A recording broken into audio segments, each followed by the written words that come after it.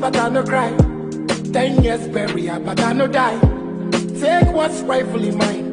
Take what's rightfully mine. But at aside, you don't know me, you for cuckoo. I say this head bigger than your duku. Stubborn academy, we like to shoot too. One bullet, I say chale, it go make you poo poo. On a bicycle, so take your trailer. And I'll be famous like Mali and the Whalers. I know they kiss us, fuck all your favors. Nobody bigger than God, Jehovah. You know go fi show me nothing. Bring cross, I go bring my tortoise. On God, me I promise. You go be the hour of the day. If you don't know, you for ask, stop rushing. This city, they see need brushing. On God, me I promise. You go be the hour of the day. 10 million lashes, but I no cry. 10 years burial, but I no die. Take what's rightfully mine. Take what's rightfully mine. But at aside, you don't know me, you for cuckoo. I say this head bigger than your duku. Stubborn academy, we like to shoot too. One bullet, I say chale, it go make you poo poo. On a bicycle, so take your trailer. And I'll be famous like Mali and the Whalers. I know they kiss us, fuck all your favors. Nobody bigger than God, Jehovah. You know go fi show me nothing. Bring cross, I go bring my tortoise. On God, me I promise. You go be the hour of the day. If you don't know, you for ask, stop rushing. This city, they see need brushing. On God, me I promise. You go be the hour of the day. 10 million lashes, but I no cry. 10 years burial, but I no die. Take what's rightfully mine. Take what's rightfully mine. But at aside, you don't know me, you for cuckoo. I say this head bigger than your duku. Stubborn academy, we like to shoot too. One bullet, I say chale, it go make you poo poo. On a bicycle, so take your trailer. And I'll be famous like Mali and the Whalers. I know they kiss us, fuck all your favors. Nobody bigger than God, Jehovah. You know go fi show me nothing. Bring cross, I go bring my tortoise. On God, me I promise. You go be the hour of the day. If you don't know, you for ask, stop rushing. This city, they see need brushing. On God, me I promise. You go be the hour of the day.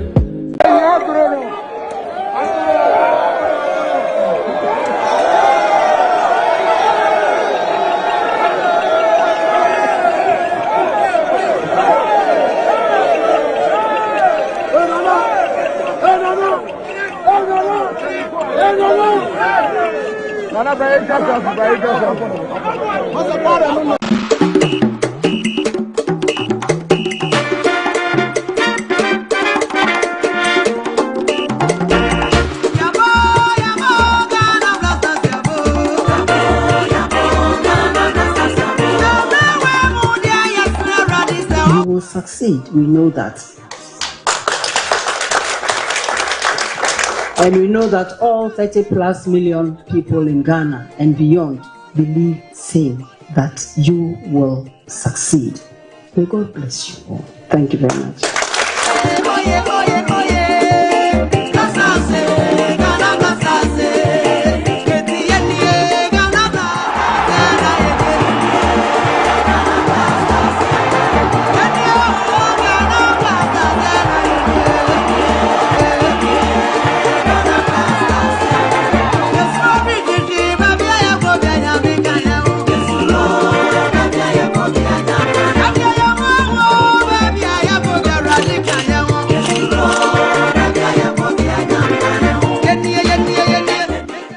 I'm not interested in responding to disaster. My interest in working to prevent it and to prepare for it before it happens. It is better to prepare for disaster to still happen than not to prepare. So what has happened is not a matter of somebody not working or not putting things in place before the rainy season. We have always done our routine inspections at the various flood-prone areas. We have always done the desilting and clearing that we need to do. But this particular rainfall, the magnitude of it, was such that regardless of whatever we did, it still happened the way it happened. So we are only saying that, yes, nobody can say that he or his organization is fully resourced, even in that advanced world. We still need that support from wherever and whoever is capable of supporting the organization. But we have always done our best under the circumstances to make sure that our duties are carried out effectively to ensure that the people of Ghana are safe. This thing started way back and there before, but you notice that the attitudinal behavior of some of our citizens that has led us to this flooding issue. You notice even after dredging, sometimes we do sanitation. My chief director is saying after sanitation we make sure we desilt the gutters, we clear whatever refuse there. You come back the night in the evening, just in the evening there's another refuse there. So what are you telling her? And so this behavior of ours, if you're able to stop it, we can at least mitigate flooding in Greater Accra. Initially, we're having challenges with landfill, like you said, but it has been resolved. And so you could see that even those tricycles with the heap of refuse has all been directed to Achimota. And so that is where has been their dumping site. So we've resolved all the challenges. So for initial, the owners were agitating and we were able to meet them. They brought up their grievances and it has been resolved. So nowadays our dumping site is there and people are dumping in there. The tricycles, all of them has been directed to Achimota, and so that has been their dumping site. So you could see that you've not even seen any tricycle, parks. Yes, on there. My coordinator for Keep Ghana Greater Accra Clean, the tricycles, that's what we are. And I gave you a specific direction that you should make sure they direct all the tricycles to Achimota. Yes, and please. you were there. Yes, please. So you witnessed it. So yes, they said please. This morning, again, there are tricycles parked there. So I said, Wager? No, Achimota. Achimota. Okay, so the station has a capacity to receive a maximum of tricycles per day. So that is what they are working with, because for some time they were not receiving the tricycles.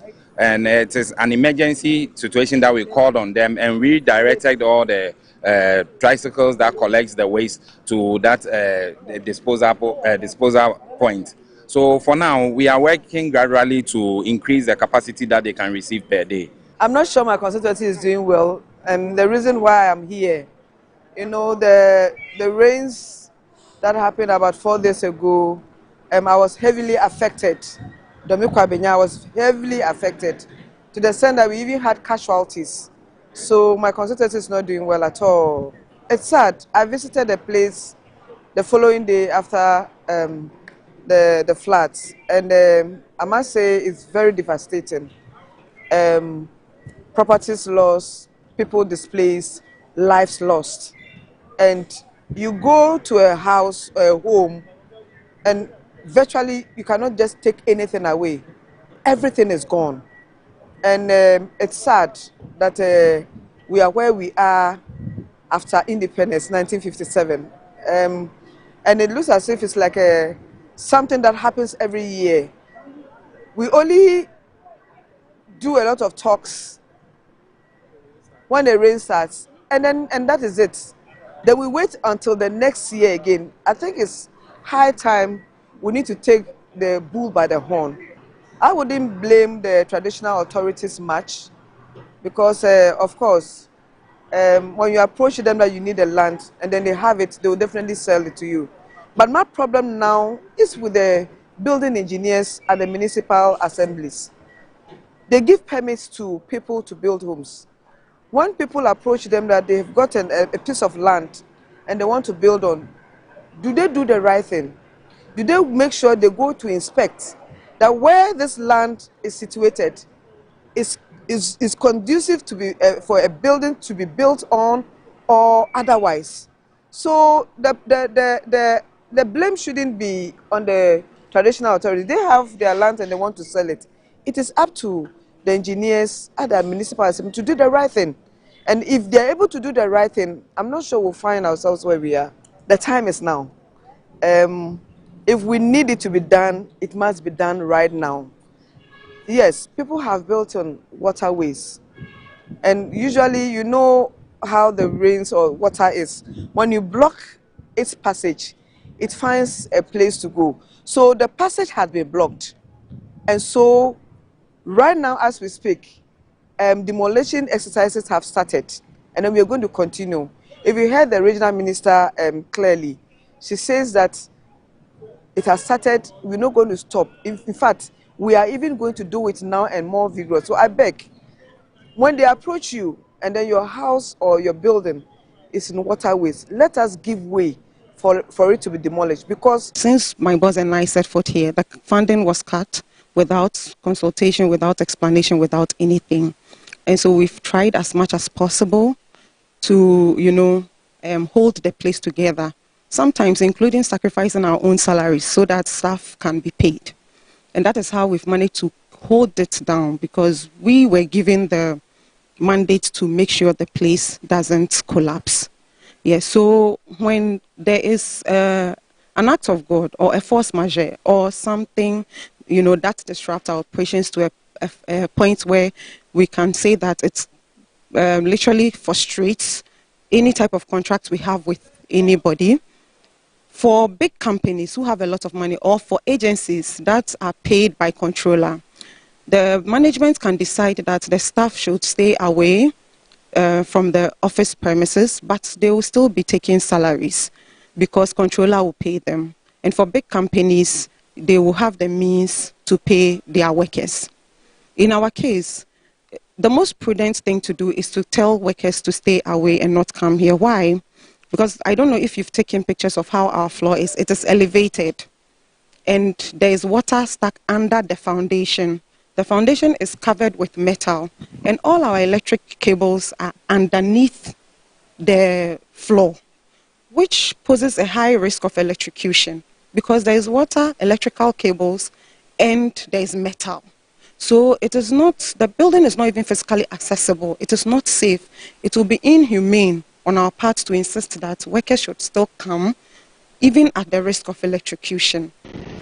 Another Jimmy Samba, she said, who I want to say, and I do by this time, Nenchie, look at Nenchio, she said, Nenchie, cow, and Swamaji Akrat, Mamoto way.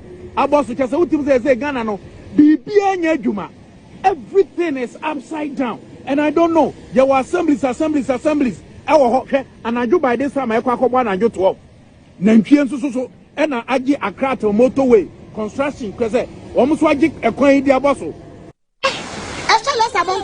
Messi Bola, Madam, Shawana Bola, what you got him, Shawana, we got him. And Messi, I have not had anything to do with him. Messi, what else for your mamma? I see about you, maybe I say, Shawana, we got him, Bola. Man can for Sesame Cham. I am sure Roberts, I didn't tell from Goosey Casing. I didn't tell from Goosey Casing. Yo, mini baby at some Messi, my battle. It's a mental, one Messi, my battle. Quackadokio, some mother. Okay, so this is oppression. It's not about it's not giddy. It's common sense. So we are going to load the next one. I want a point man here. So that is yes. Yes. These people we call weapon operating. Then another person will be here. Even talk to the driver. You are guiding inside the box at your end. You talk to Steven. So who will be there? You will be there. Why I want to make that? You and Steven. Let people say it. Let people see. No. You didn't make someone call me from Jubilee House. But I told the person, my brother, you put me here to ensure the right things have been done. And that is what I'm doing. If you want me to leave it, fine, I can leave it for your directives. But then, I will please beg you, come one day and have a look. When you view it yourself,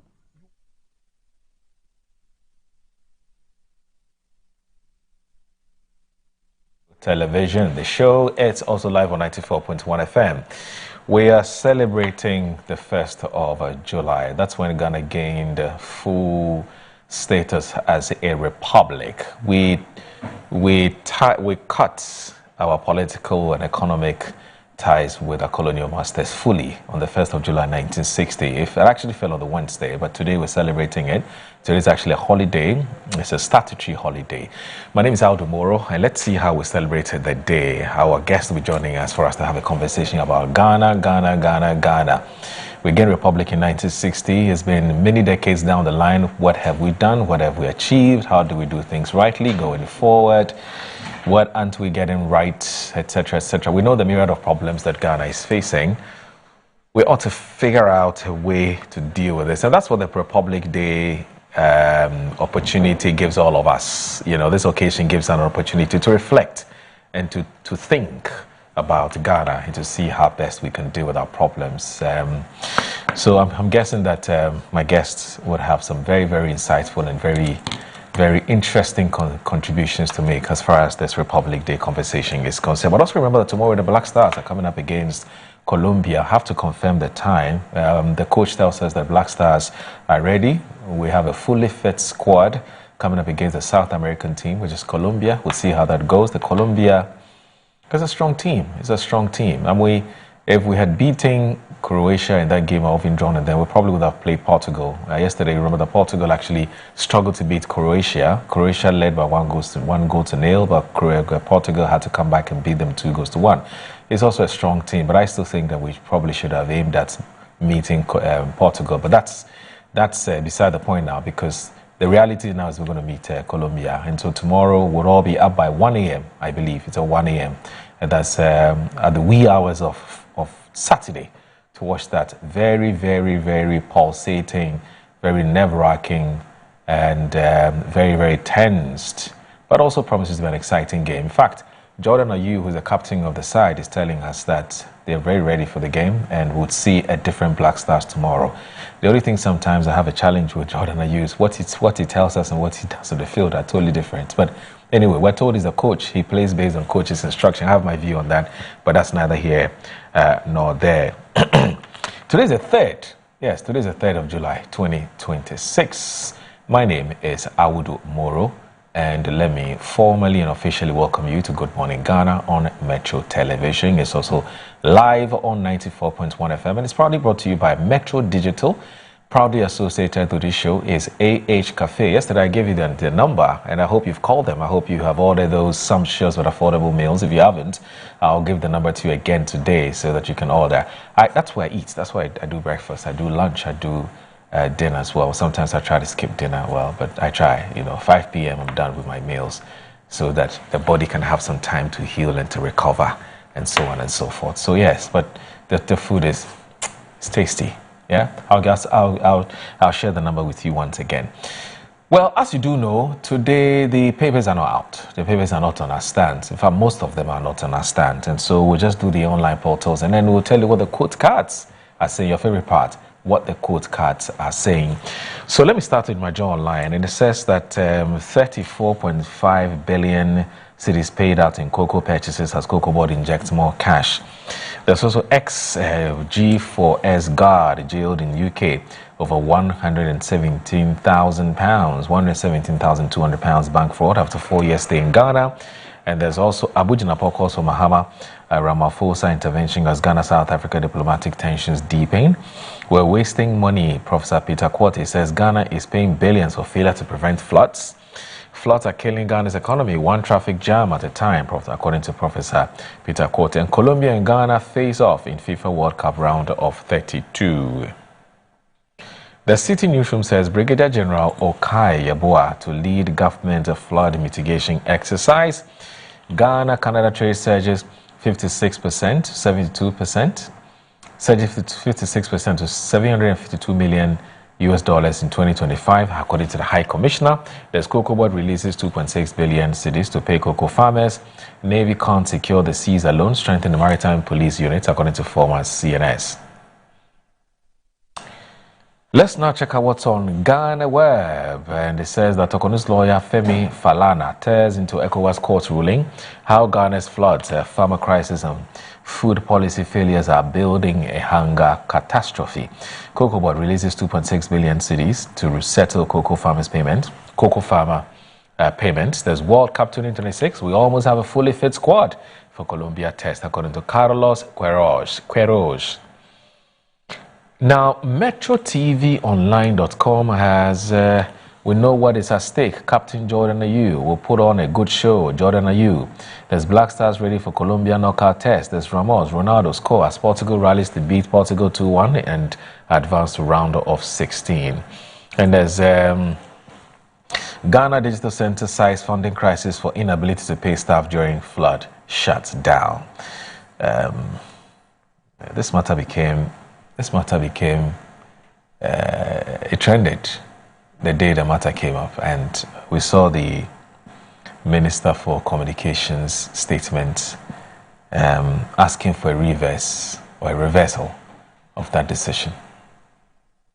But is it possible that Jifa Gunu, who is the Chief Executive Officer of the Accra Digital Center, could he have taken that decision without the knowledge of Sam George? I don't know. Because the decision is taken and the ministry says reverse it. I don't know. I just think something didn't add up. Anyway, so in small female inmates sit for NVTI exams. We're ready to compete. Anton Semenyo's warning to Colombia. So what are the quote cards saying? Let's check that out. The quote cards are saying that the Black Stars express gratitude to Rhode Island, a Ghanaian community, for warm World Cup reception. And that's according to MetroTVOnline.com. Again, the quote cards are quoting MetroTVOnline.com. It says, we have not dismissed a single employee since we assumed office in 2025. We have protected every worker, whether old or new. And then also still MetroTVOnline.com, government terminates Odo River drainage contract. It's also here. And we simply do not have the funding to pay staff while operations are completely shut down. That's what the quote cards are saying. Then also, if you didn't resolve flooding in 8 years, why expect us to do it in 2? That's Haruna Idrisu, who is the Minister for Education, also MP for Tamale South constituency. I think we played that video this morning, didn't we? The Haruna Idrisu video. All right. If we didn't, I'm sure that after the break we'll do that. My guests are here, and the show will start in earnest. Please stay with us. It's Good Morning Ghana and Metro Television. Happy Republic Day.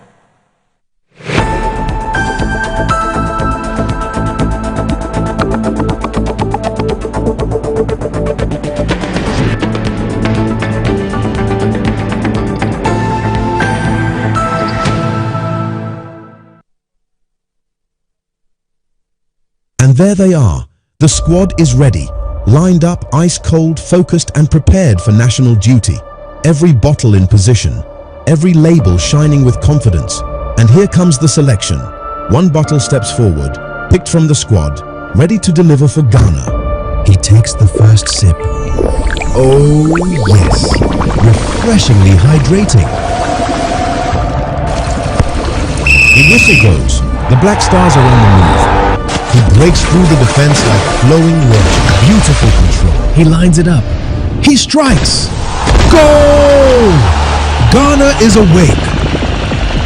From the fridge to the field, Awake keeps you refreshed.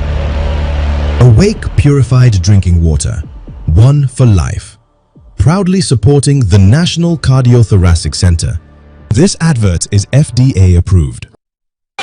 Are you a headmaster, headmistress, parent, teacher, or an educator looking for high-quality textbooks for preschool, primary, and junior high school students, look no further than Advocate Publishing Company. Advocate Publishing Company is a leading publisher of educational materials in Ghana that publishes very engaging, interactive, and comprehensive textbooks that meet the needs of students, teachers, and parents. Our textbooks are thoroughly published to make learning fun and easy. They are also designed to stimulate critical thinking, problem solving, and creativity in students. Make Advocate Publishing your preferred choice for all your educational needs. Explore our range of textbooks and educational resources. Visit us at the old GNTC yard near Kingsway, Accra. You can contact us on 0503 786 776 or 02408 06354, also 0531 600 and connect with us on Instagram, X, and Facebook at Advo Publishing. Don't settle for less. Choose the best. Advocate Publishing Company, empowering young minds one textbook at a time. Thinking publishing, think Advocate Publishing.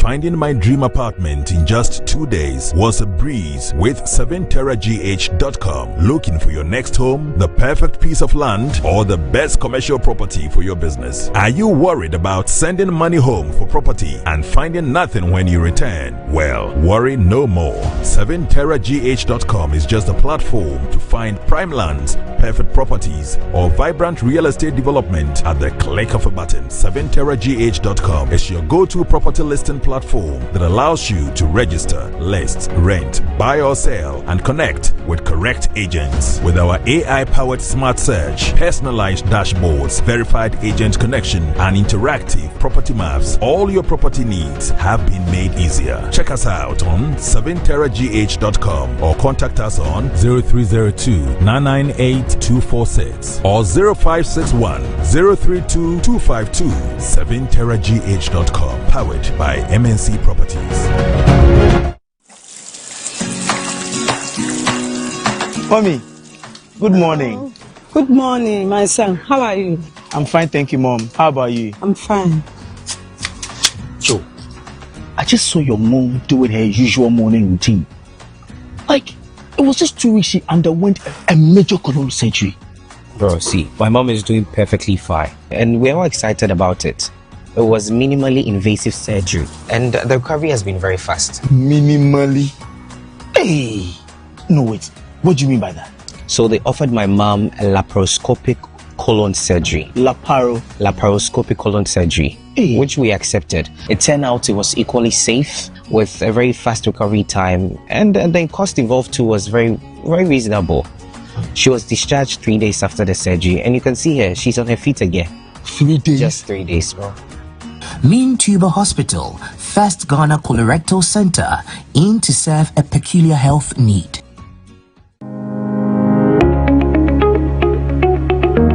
Looking for comfort, convenience, and class all in one place? Welcome to Stay Easy Apartments on Conference Center, where modern living meets exceptional service. Whether you're staying for business or leisure, Stay Easy offers you a home away from home. Spacious and well-furnished apartments, pool, gym, and everything you need to relax and feel at ease. Planning a meeting, workshop, or special event? Our event ground and state-of-the-art conference center is designed to host your events and bring your vision to life. From corporate gatherings to private functions, we provide the perfect space, supported by modern equipment and a professional team ready to assist you. At Stay Easy, your comfort and success are our priority. Book your stay or reserve your space today. Call us at 020-739-1473 or 0244-226367. Stay Easy Apartments and Conference Center. Stay easy with us.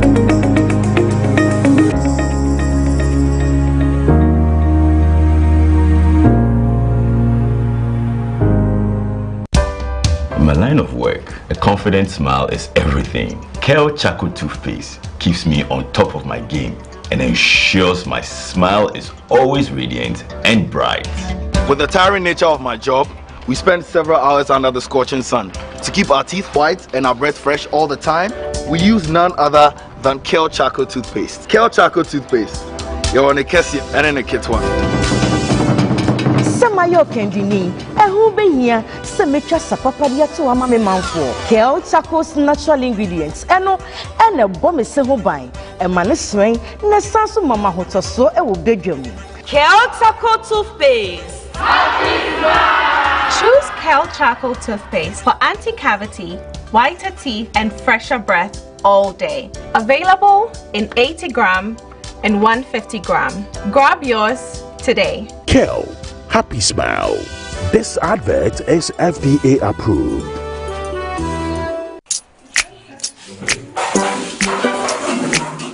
Today's class is going to be an exciting one.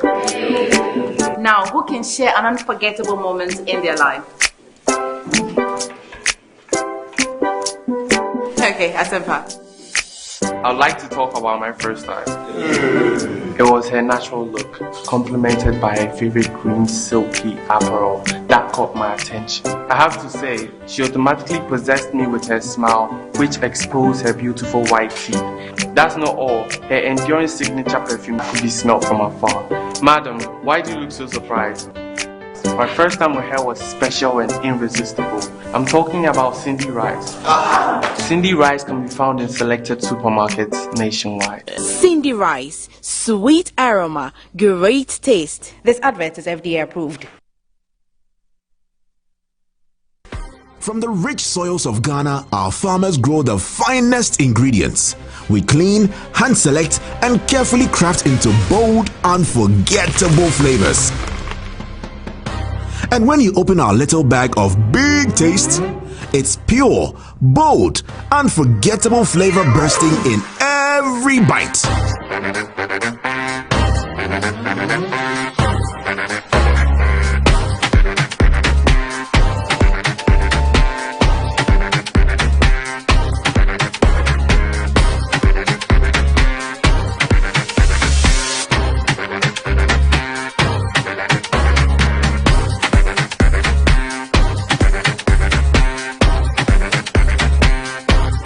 Enjoy the goodness, made with big care. This advert is FDA approved. My new girl is coming over today, and I have to give her a treat of her life. Hi. Hey.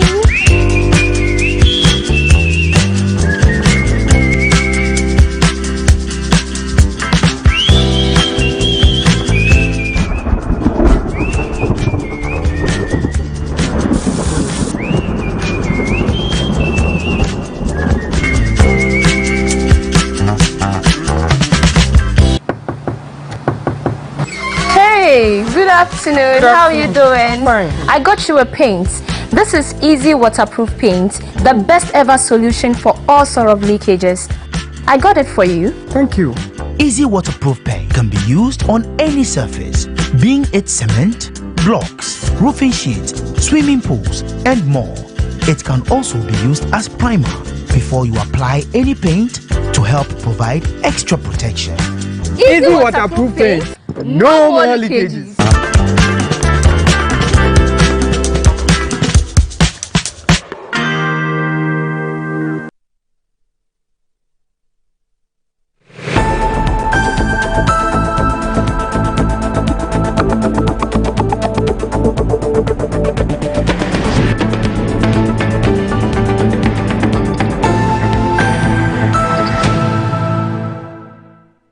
Country witnessed a tragedy of floods.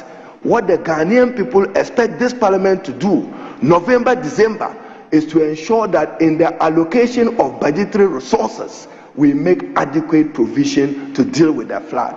If you didn't resolve it in 8 years, why do you expect it to be resolved in 2 years? But let's not politicize it. Let's not politicize it. But is Parliament being responsive to the needs of the Ghanaian people? And the Ghanaian people are saying that save us from floods, maybe build better housing facilities for us. We must support that. That public servants have access to adequate shelter, reasonable shelter. So when in November, December, Parliament passes budget and you don't make provisions adequately for the Minister for Works and Housing, then it means this parliament is failing. The Babcha rescue team, Kumchacha area, behind Malam Station, behind Malcolm. Please, we need the rescue team. The flooding that occurred on Monday, June 29, left many homes submerged, residents displaced, even to the point that we've lost some lives. Since then, government has announced interventions. Other institutions as well have announced interventions. But these are perennial floods, and it has to do with waste as well. Zoomlion Ghana Limited, one of the biggest in the waste sector, has also rolled out an initiative together with its partners, including FEDEMS Limited, Dredge Masters, NADMO, among others, to clean and desilt drains that have been choked by filth. Hundreds of households are submerged, and the waste that is coming from their household, when we realized, we quickly came in as a social corporate responsibility to come and help them clear the waste that they have. We want to do this quick and fast because if we don't take care, we would have so many outbreaks of diseases, because we have other animals also being affected. We could see on our tour, we could see cows and fowl all in the drains, and they were dead. So if we don't quickly clear it, it will cause so many havoc and diseases around. That's why, as a corporate social responsibility, Zoomlion Ghana Limited, with its partners, NADMO, FEDEMS and Dredge Masters, decided to come and help them in this direction. The Governmental Affairs Manager of Zoomlion Ghana Limited, Ernest Morgan, while sympathizing with Ghanaians affected by the flood, warned against the dumping of waste into drainage systems. Sanitation is everybody's business. Let us all ensure that we keep our waste well. Let's get a receptacle to hold the waste and give it to accredited waste contractors to take it to the final disposal site. Sometimes we give it to other unaccredited people. They don't even know where to put the waste. They'll pick it from your frontage and go and put it behind your house. When it rains, it will wash it from behind your house back to your frontage. So let's do the right thing, and let's know that we are all one, and it is everybody's responsibility to ensure that we have a better place to stay. Greater Accra Regional Director of the National Disaster Management Organization, Dennis Nati, was particularly concerned about the lack of enforcement of sanitation bylaws in the country. They are not supposed to be armchair municipal chief executives. They have to get to the ground and see exactly what is happening. And we must enforce the bylaws. The bylaws states it clearly. Don't do this, don't do that. And so once you are guided by the bylaws and you make it operational, I think we can eliminate some of these things. If not completely, I think we can do about 50% of it. When you look at illegal structures springing up in water, wetlands and all those things, if we follow our bylaws, I don't think we would have been where we are now. He assured that structures built in waterways are being marked for demolition. We have earmarked places that has to be demolished, and we are taking everything serious to make sure that whatever we have to clear to pave way for people to be okay, we'll do that. There are people who have been law-abiding, have their permit, but once you have those who didn't go by these rules and have created a problem, it will affect all of us. And we shouldn't play politics with this, because when the flood waters is coming, it doesn't know who is MPP, CPP, NDC. He is, however, against calls for the declaration of a state of emergency. For the state of emergency, I think the measures, emergency preparedness measures we put in place is okay to cater for some of these things for now. So we shouldn't rush in declaring any state of emergency. We have to move in, make sure we start to clear the structures that are obstructing the waterway. That is first to go. And after that, we still look at the effect of the outcome. The advice is that we stop dumping into our drains and that sanitation must be our responsibility. Reporting for Metro News, I'm Derek Adote, Accra. All right, you're watching Good Morning Ghana on Metro Television. The show is also live on 94.1 FM. My guests are here, and we're going to kickstart the conversation shortly. So joining me this morning is Mr. Alfred Kojo Thompson, who is aspiring to become the National Treasurer of the NPP. He's here with us. Kojo, good morning. Good morning. It's always good to see you. It's good. How's it? So far so good. You are doing well. Everyone is okay. Yeah, we thank God. Thank God. Greetings from the NPP fraternity. Yeah. We wish you well. Hello. On this day. I wish you well too. That's, we have banked our Republic Day. The holiday, eh? Yeah. We wish everyone well. I wish my brother well. I don't know whether to say I'm confused now because Matthew, he told us that yesterday, today, to Sunday was going to be nothing happened. More serious rains. I don't know what that. I understand the rain in the Koforidua and Komero. I thought maybe God has held the water up there for it not to rain after the dancing and this thing. The dancing and rejoicing. Maybe we need to even speak to the Metu people this morning. Jennifer, what do you think? Maybe we need to speak to them because they predicted the rains were going to come down yesterday. So what happened? Because you see, their credibility is key. If people don't believe them, and they say the rains are coming, people won't be moved. Yeah. And if they don't, exactly. So that's the thing. Maybe we need to speak to the Metu people. So Vanessa, please try and get through to the Metu people this morning. Let's speak to them. Let's ask them. So what happened? No, we want to know. No, we have to believe. We have to believe GMET. Anyway, the man in your shot is Wanda Madilo. Wanda Madilo. He's a youth champion. And he's still youth with all the grey hair and he's very passionate about youth.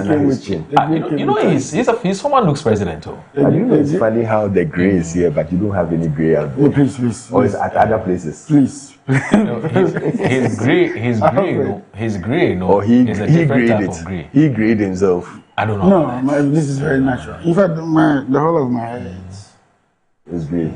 Oh, okay. So I deploy other places to grey. Some of which are other places. Some of which are your ears, your eye, back. You can see them. You should tell for yourself. Eye economy. You should tell for yourself. You know how he links grey to 24. I don't get that. They say other places 24 hours. They seem to be the biggest beneficiary of 24 hours. He's so much in love with this 24-hour economy. The value is the same. Okay. All right. Where's Kojo? You should come and tell me about 24-hour economy and the markets build. So let's get on with the business of the day. So gentlemen, whilst we're waiting to speak to the GMET people on the rains, because at some point we're talking about floods. Yeah. You see, one of the reason why Wanda, I know you may not be for this idea, but see, one of the reasons why we need to speak to GMET is that. You know when the rains came down, there were people who said, yes, they had GMET as far back as in February, predicting the rains were going to come. But they didn't take GMET seriously. So people left their homes, they didn't carry umbrellas, they didn't prepare, and all of those things. We have to start believing in GMET. And if we have to believe in them, then it means that their word must be their word. I agree. Just that to put in perspective, sometimes when they do their predictions, they are doing it for the entire Ghana. True. So that they didn't rain in Accra. But they have the machines now. That they didn't rain in Accra didn't mean that the Eastern region didn't. Because I spoke to people yesterday. It rained heavily in the Eastern region. In Koforidua, who said, the whole day was an out. It was wet. Do you understand? And rainfall is also likely determined by wind speed. So depending on how the clouds are moving and where it's likely to fall, we have like 3 different types of rainfall. Relief rainfall, conventional rainfall, and then the cyclonic rainfall. So it depends on what is happening at the time. So if you have a wind blowing from the southern zone, let's say from the sea, it takes the rain somewhere northern. If it's from the other side, it brings it here. So sometimes the predictions may be for Accra, but within the moment. Do you now see why it is important for us to speak to them? Because these explanations you're giving should have been given by them. They will, if you give them the platform. Yes, but I didn't want us to discuss this because none of us here works with GMET. As much as I agree to an extent with him, like what you are saying, right? You see, as part of the Garrett project, there's this machinery that was installed to give us predictions and weather understand. If it's not working, to be used for like weather forecasts. Yes. If it's not working, we need to know. If it's not working, we need to know. You see. Madilo, just we want to know whether the machine exists and whether it is working. They are there to let us know ahead of time and prepare. Absolutely. Now, if you tell me that I should prepare for Wednesday and Thursday, Friday, Saturday, and Sunday, it's going to be a continuous rain that is dangerous or serious than even the Monday one.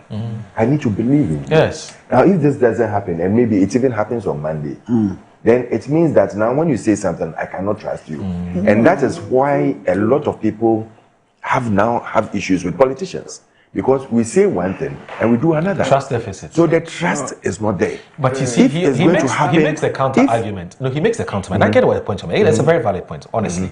Honestly, no, yours is valid. His counter argument I'm saying is that the machine should be able to tell us. Which specific reasons? Yes. Regions. Can I Yes, sure, so that's why it's called prediction. Yes. They do some calculations and arrive at the conclusion that within this period, this is what we should have. But I'm saying that the movement of the clouds can change. I mean, talking about even the machine, Ghana Civil Aviation has weather machines. They work in conjunction with GMET all the time. That's what they use for the aircraft and even for the ships on the high seas and all that. So I do understand that, but these are predictions. You can't be too sure. They are not God. Anything can change within the span of the No problem. We'll speak to them. I like. Even on our phones, we have the weather. We'll speak to them. Let's hear what they also have to tell us. You know, because and whether they have the weather. And whether these, when you check it, some of them are mostly accurate. Yes. So if their machines are not accurate, then we need to. The machines are very accurate. Okay. I don't know whether my man works with you. I don't know. Maybe he has some interest. No, I don't have an interest. Maybe he is in charge of the garage machines. I'm not an appointee. I'm not an appointee to be in charge of anything. Anyway, gentlemen, don't worry. We would. So I beg, when you are putting the name down there, you can do it Madelo CEO Garage Machinery. Well, who has given that name? Did you prepare that? Who has given that title? He is in charge of garage machinery. Says we are giving him MVP propaganda. Okay. We have employed you. MVP propaganda. Oh, I'm going to talk. Anyway, happy holiday to all those watching us from the house. I think there's a great day that the Lord has made. We should be thankful to God that we are still alive. To the families that have lost their loved ones, we say our deepest sympathy and condolences. It's not an easy time to lose people who are dear to you. Some could be breadwinners, some could be others. But for us to lose over 30 people, as at the last count, I think it was about 33 or so. I think it's a great disaster for the nation, and we pray that this should never happen again. Okay. And I wish everyone well. All right. Don't try. We'll get there. I'm sure someone will get there. You'd offer these words of sympathies and things for the people. Anyway, so gentlemen, as you do know, today the Ministry of Interior, of course, the government through the Ministry of Interior, has told Ghanaians that we should observe today as a Republic Day holiday. The day itself fell on, the day actually fell on Wednesday. And as the statement read, the President has by executive instruments, which is EI, and in accordance with Section 2 of the Public Holidays and Commemorative Days Act 2001, Act 601, as amended, has declared Friday, which is today, as a 2026 as official day for nationwide observance. Now, we're told that the public had to take note and observe the holiday accordingly. Now, in view of the fact that 1st July falls on Wednesday, His Excellency the President is of the view that it should be observed as such throughout the country. And this arrangement, as you do know, is also contained in the, as I did mention, the executive instrument. It's been made possible through the President executive instruments in accordance with Section 2 of the Public Holidays and Commemorative Act. Now, on Wednesday, again, as you do know, the traditional Republic Day will now be observed as a national day of prayer and thanksgiving. And the idea is to renew the country's commitment and reverence to God. Now, remember that this was a campaign promise by the NDC ahead of the 2024 general elections, and was officially announced by President John Dramani Mahama on Friday, April 25. And we saw the commemorations, we saw the Thanksgiving, the National Prayer and Thanksgiving program on Wednesday. That in itself triggered all kinds of conversations on social media where some people felt that we should have cancelled it and do other things because of the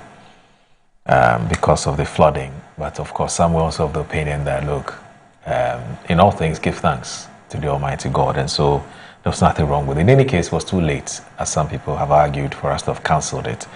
And so there's nothing wrong with that. In fact, the President himself took the opportunity to address that matter in the statement that he read, and made us to understand that whether in good or bad times, you must say a prayer and give thanks to the Almighty God. I'm sure that my guest in this matter would come up most definitely.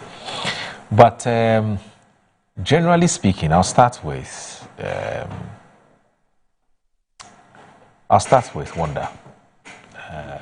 Because oftentimes it is the government that would lead all of us into celebrating this very momentous and a very, very important day. In fact, I have said it time and again that 1st July was actually the day Ghana was truly born. Because even though 1957, when we gained independence, we didn't have full independence, because we all know that we're still being ruled by the whites, the British monarchy. It was on the 1st July that we told them that it's enough is enough. You can't give us independence and still be around and be telling us what to do. So go back to your country. And that's what happened.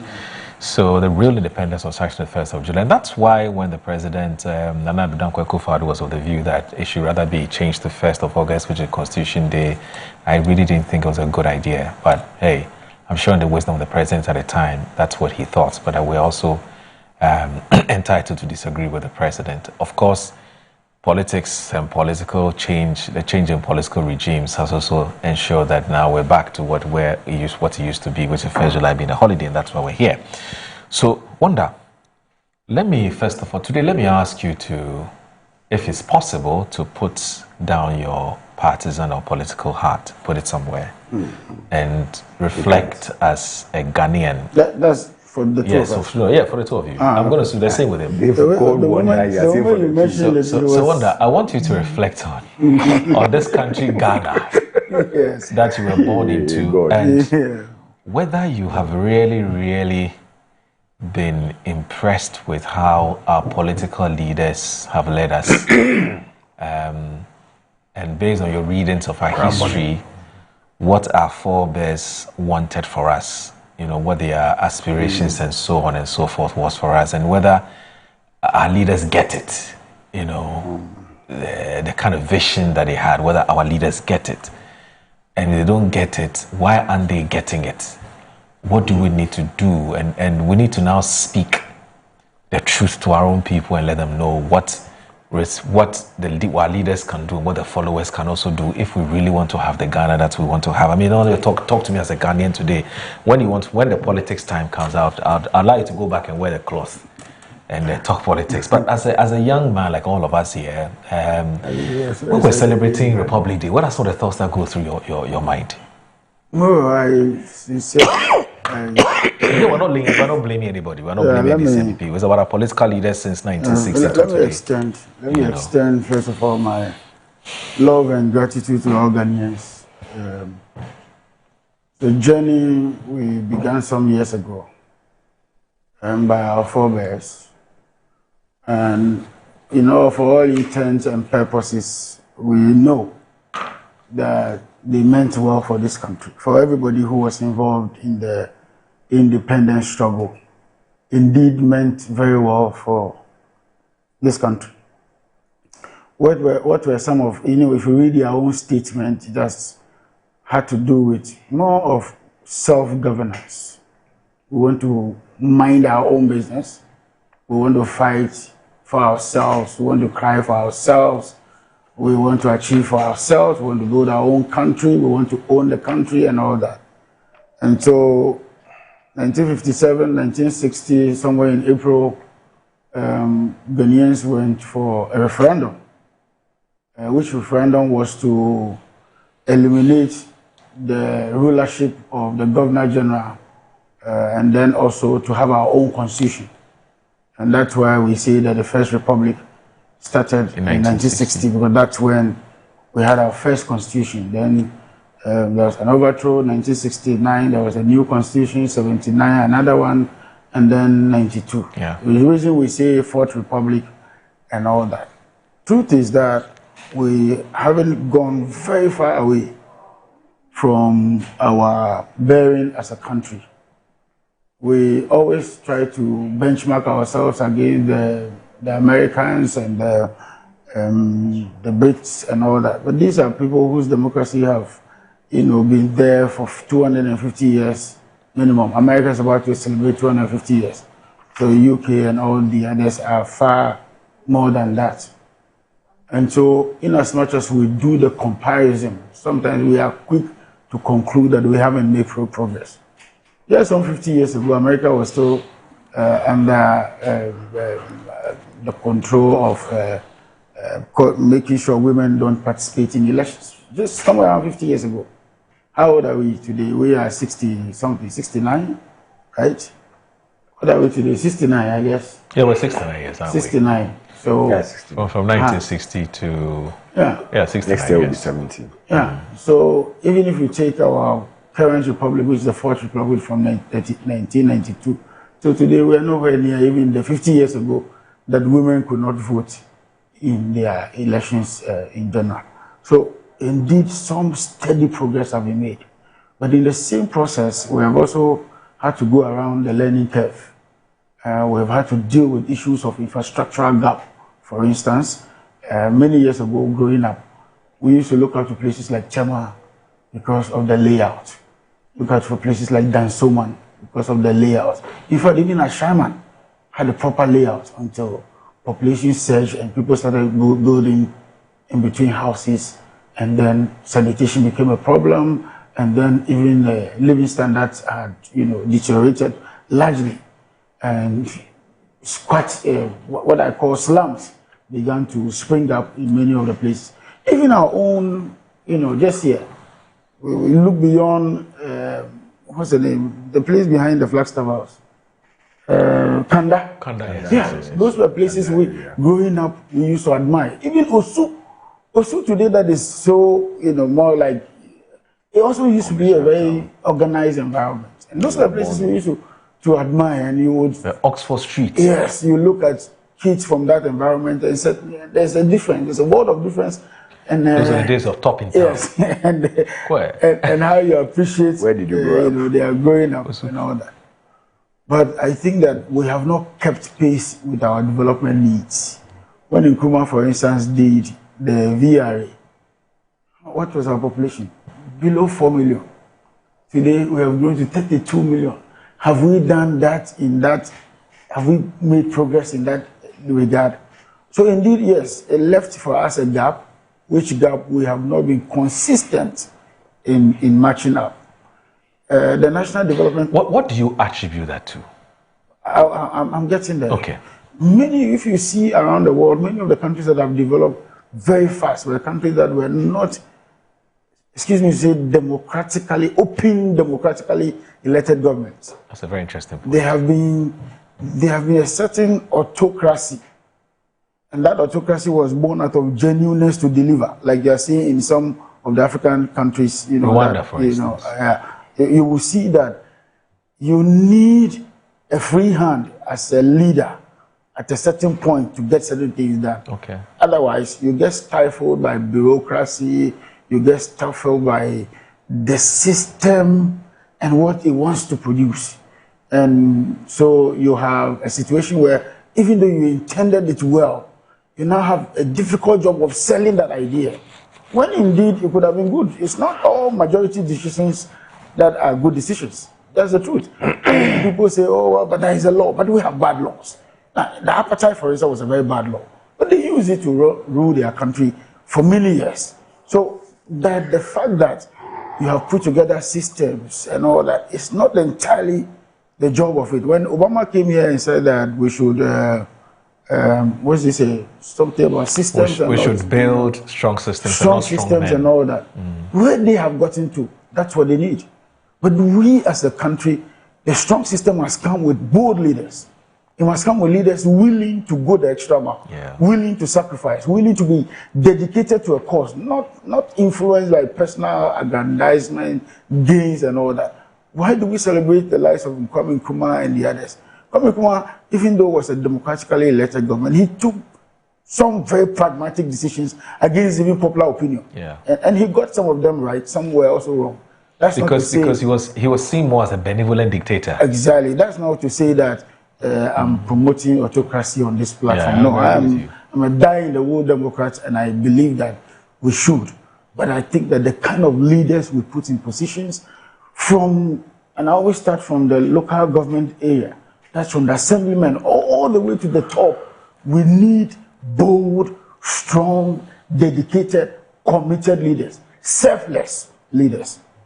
Not the kind that is, motivated by the personal gains, how much he can glean from the state and how much he can use to elevate his status, including his family status. Not those kinds. But we had something similar from 82 to 2000.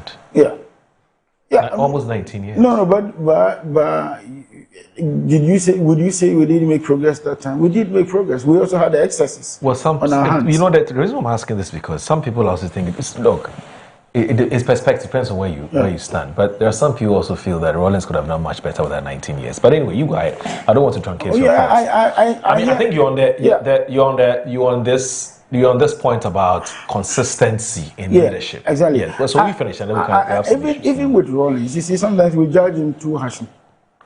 Listen, under Rawlings, this flood that happened, which we are attributing to human, whatever, call it, human factor and all that. You will recall that growing up, we used to have what they call the town council system. Town council. What do they do? Even those days when you have the bathroom outside and you finish and the water is behind with the mildew, the green thing, they come and arrest you. That will not even be tolerated. But today, what do you see?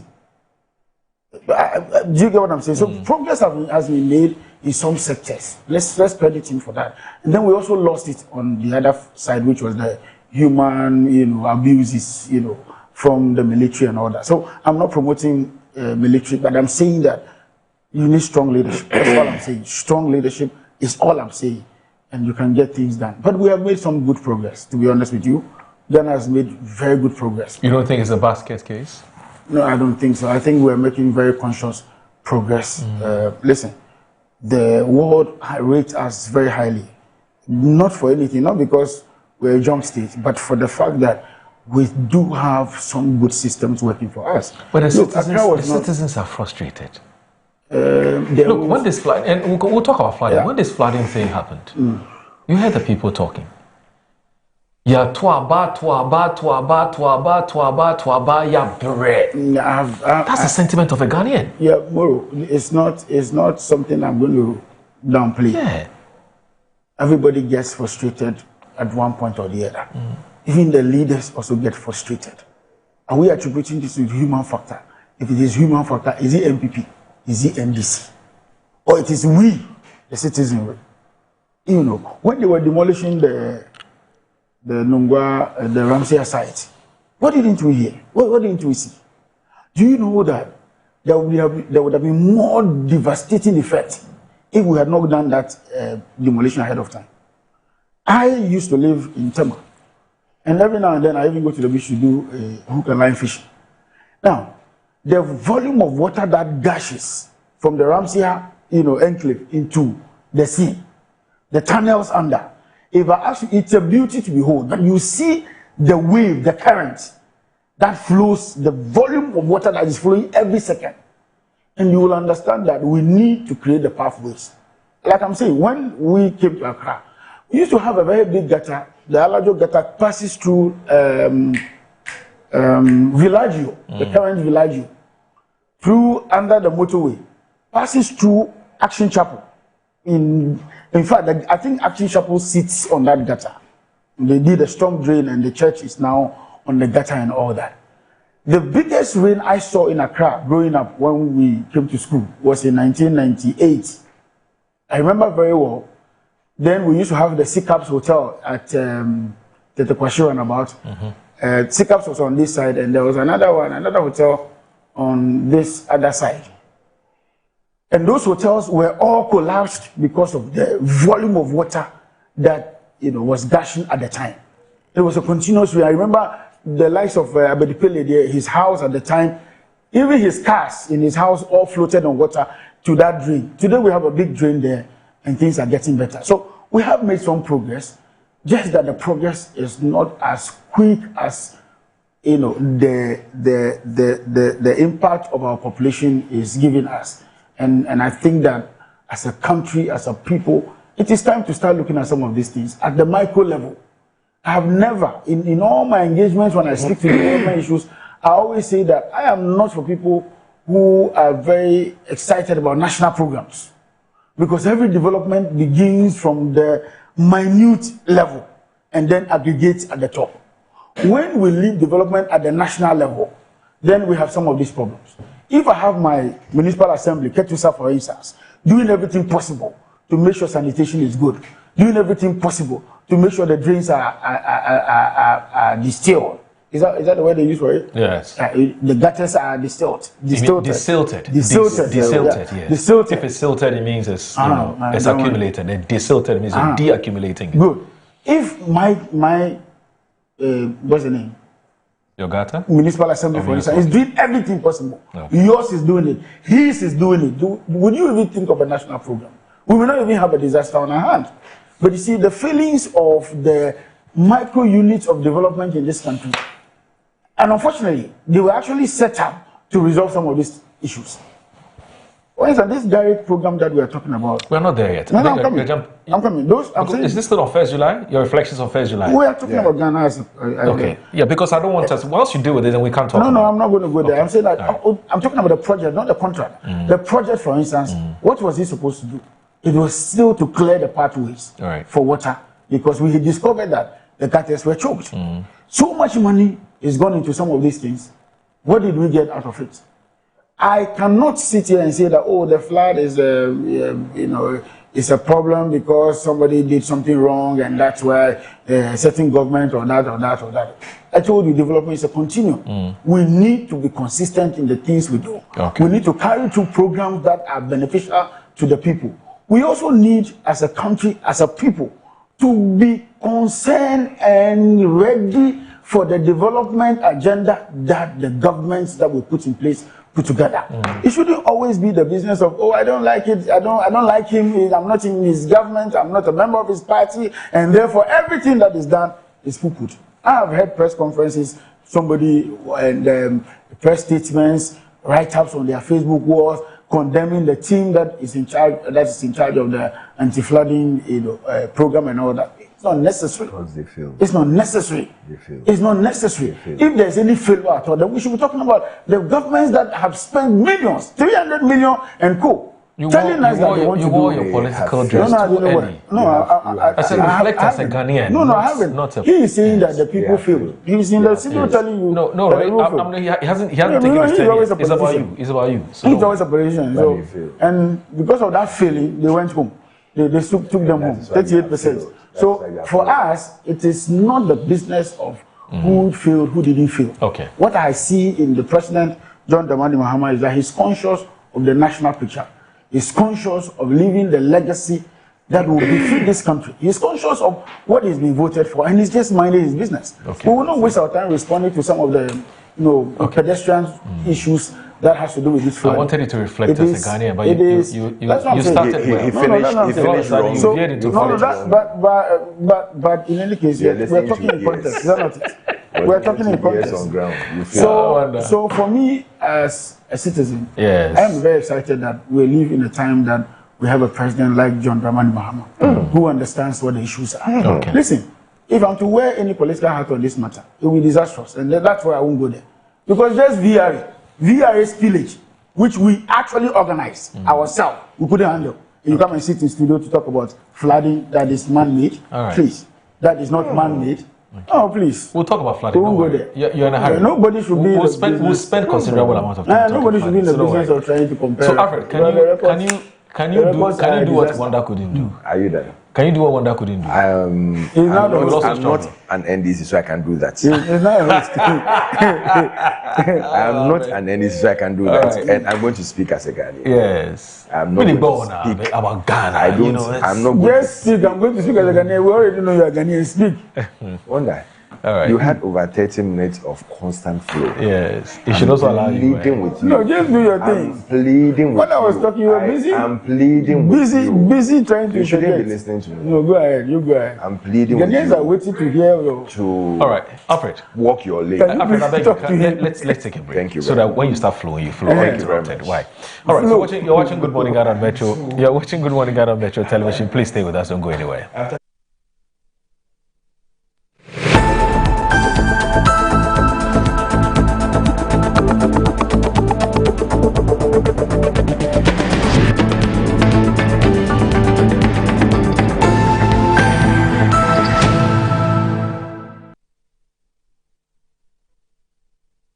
And there they are. The squad is ready, lined up, ice cold, focused and prepared for national duty. Every bottle in position, every label shining with confidence.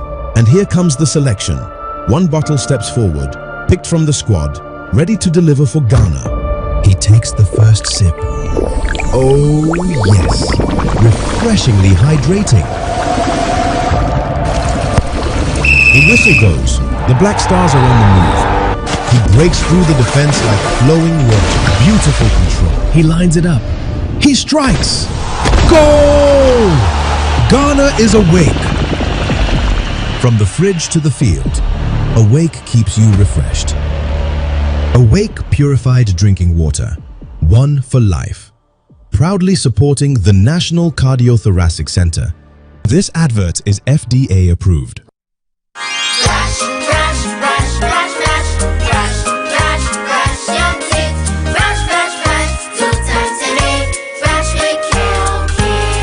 Hello, my friends. My name is Kelkit Toothpaste. Wow. I was made to be gentle on your gum, but protected. I will protect your teeth from cavity, make your teeth whiter, stronger, keep your mouth fresh all day. And best of all, I'm strawberry flavored. So put on a smile and try me. That's amazing. Just try me. That's my job. If you say so, jump on my brush. Makes your teeth stronger, chicky whiter, chicky stronger. Yay! You did it! I'm glad you like your new toothpaste. Don't forget to brush both day and night. Kelkits, happy smile.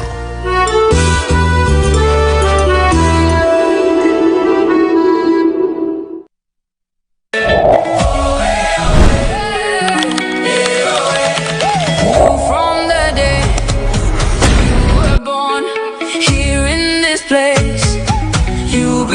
Score your dreamland with us this World Cup season. We guarantee genuine lands because Ghana deserves nothing less. The future is secure when you invest with Estate Masters. At Estate Masters, we make every transaction smooth, transparent, tailored to you. From Kaswa to every corner of Ghana, we are here for you. Strengths are people, just like the Black Stars. Together, we win on the pitch and in building homes for Ghanaians.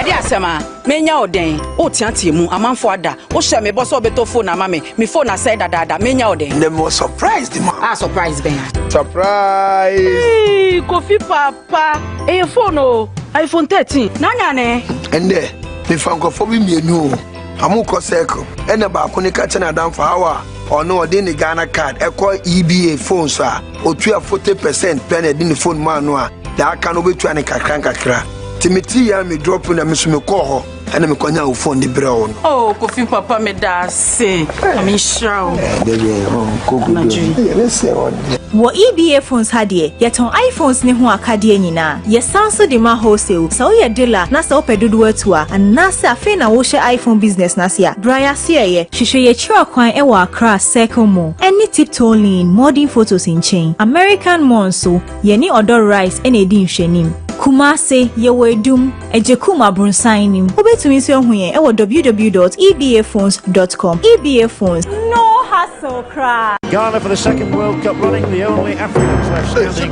Was getting another good one. We could take close to 200 doctors. Today we jackpot day. We did live He's in the area. He's gone. Oh, It's the Wolaki World Cup Sikapuduo promo. Every 11th June, Kosi 31st July 2026. Play and win your share of the 1 million Ghana City jackpot with a minimum stake of just 10 Ghana Cities. 20 lucky customers go win their share of the 20,000 Ghana Cities daily jackpot. Top 10 agents go chop bonus every weekend. Trying to Wolaki app, Wolaki website. Wo agent to ana dial *288#. Wolaki World Cup Sikapuduo. Kakiti wane dikes, yeah. Auntie, one man no chopo. Blow beard your mame. Nanya doesn't know Saga. Terms and conditions apply. Play responsibly. Not for persons under 18. Licensed and regulated by the NLA. Lucky. Play small, win big. Yes, next. Hey, Nadia Benson. Asamo. Me didn't tum. Mr. Friendly Calico, just call me cockroach. Now, Mr. Friendly once now. Hey, that's you. Improve car. Yeah. Captain was key to double the action.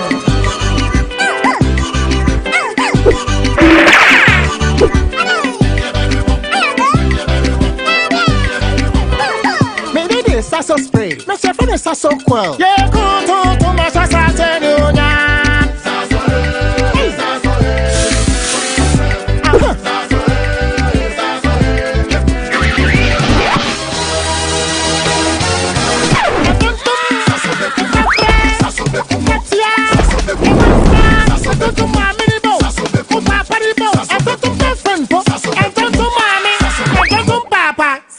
Come on, Tom Preco.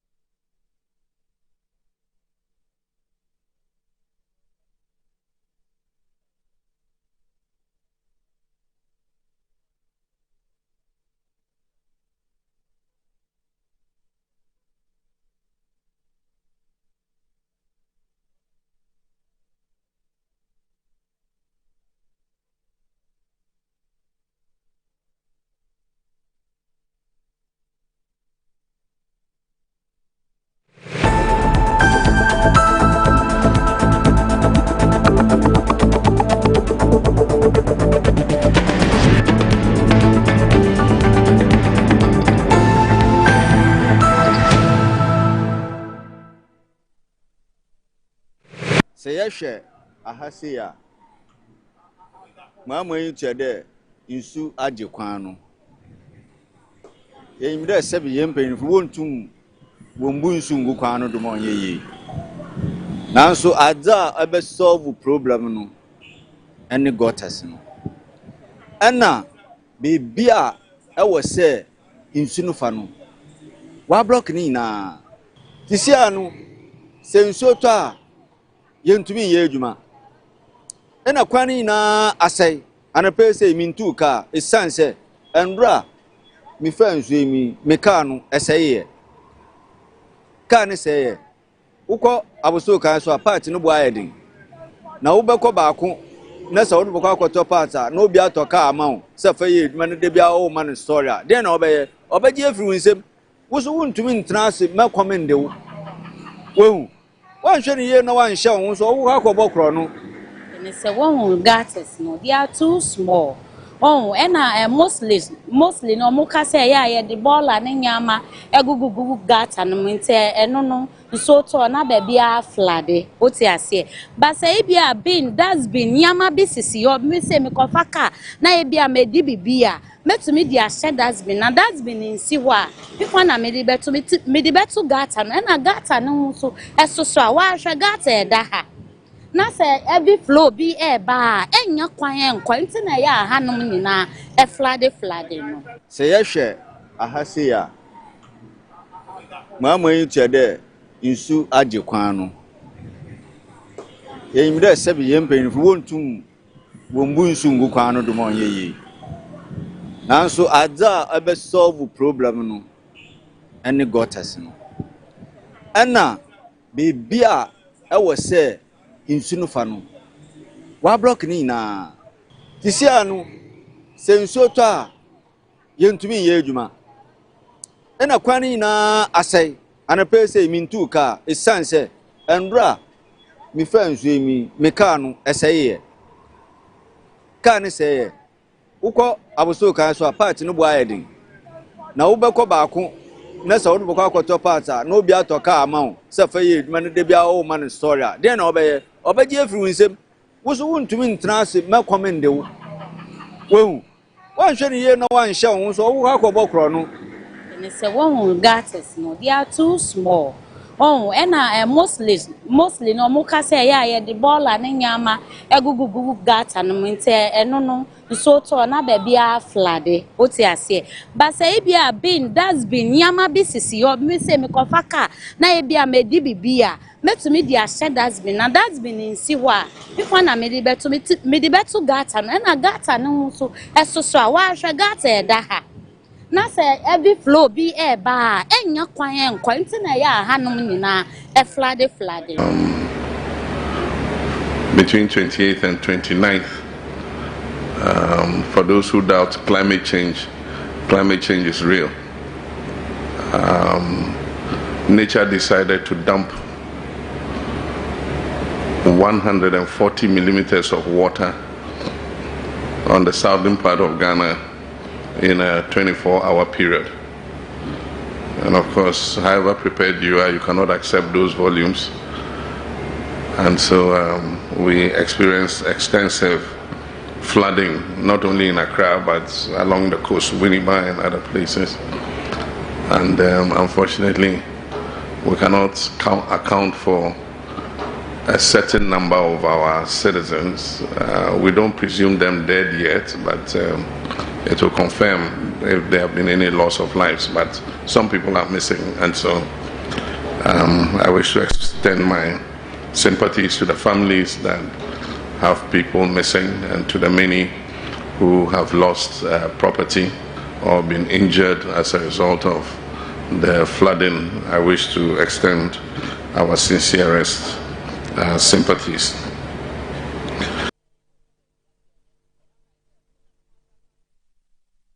All right, you're watching Good Morning Ghana on Metro Television. I'm still here with Mr. Alfred Kojo Thompson. He's a NPP National Treasurer aspirant, or hopeful, and also a former Deputy Managing Director of the National Investment Bank. Very hard-working and a very hard-working communicator of the party as well. He wants to become the next National Treasurer for the New Patriotic Party. Please help him to become it. He's a good man. He means well. He means well. Help.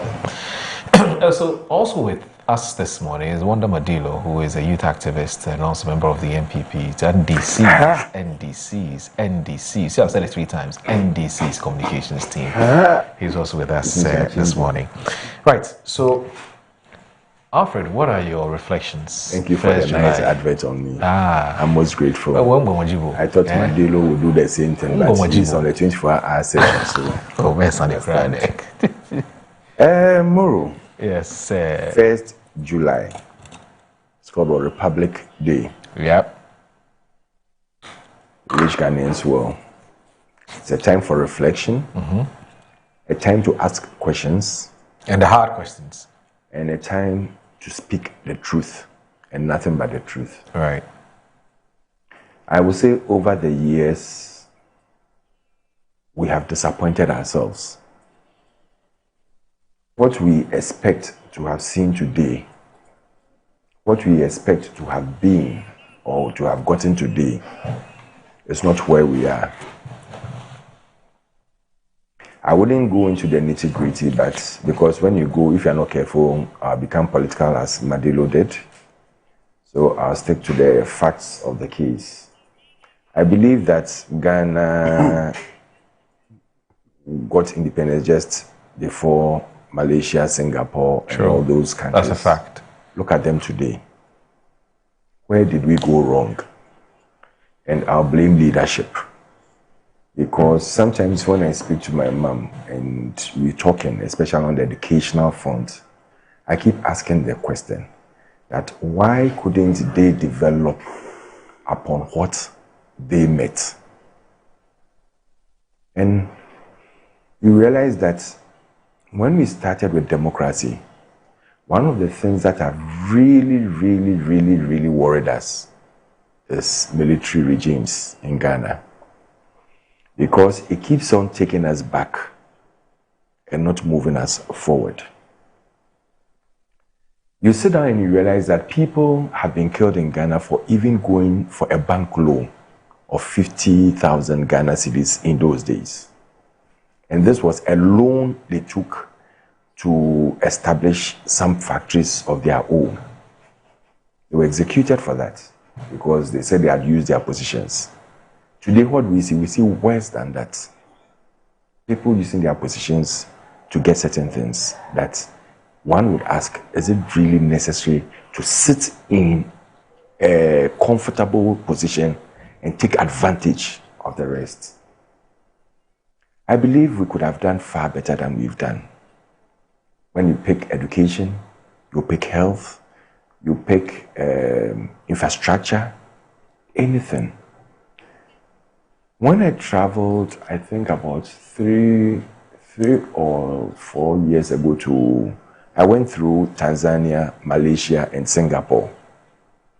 I was odd, and when we were walking around... When was this? About 3 or 4 years ago. When we were walking around, a lady who, I think she was from Kenya or another country, I was asking that, but how come these people have developed so fast than us? You know, Singapore was a fishing community. Yeah. Fishing community. Look at Singapore today. You stand there and you ask that, are you sure Singapore really was a fishing community? The thing the lady said, which I tend to believe, is that when God gives you so much wealth, you tend not to think and think well. We are sitting on so much natural wealth that I think has made us gone crazy, and it is not helping us to think about helping your brother. I always say, and I'll keep on saying, that when you go into politics, politics is about service to someone else, not service to yourself. Service to someone else, service to your brother. Because when you look in the Bible, it tells you that do unto your brothers as you would have done unto me as God. So if I have made you in my own wisdom, in my own image, and I expect you to be like me and behave, all I expect you to do is that help others to develop. You personally don't need to be rich to be rich. That is what I keep on saying.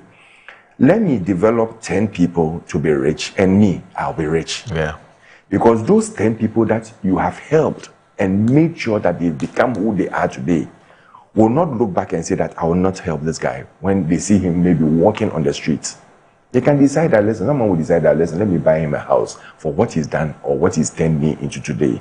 Some will say, let me buy him a house. Someone will say, let me give him this monthly stipends. There are some people who are on some people's monthly wages every month, eating freely. That every month I know I'm sending this money to this person because of something good they've done for the person.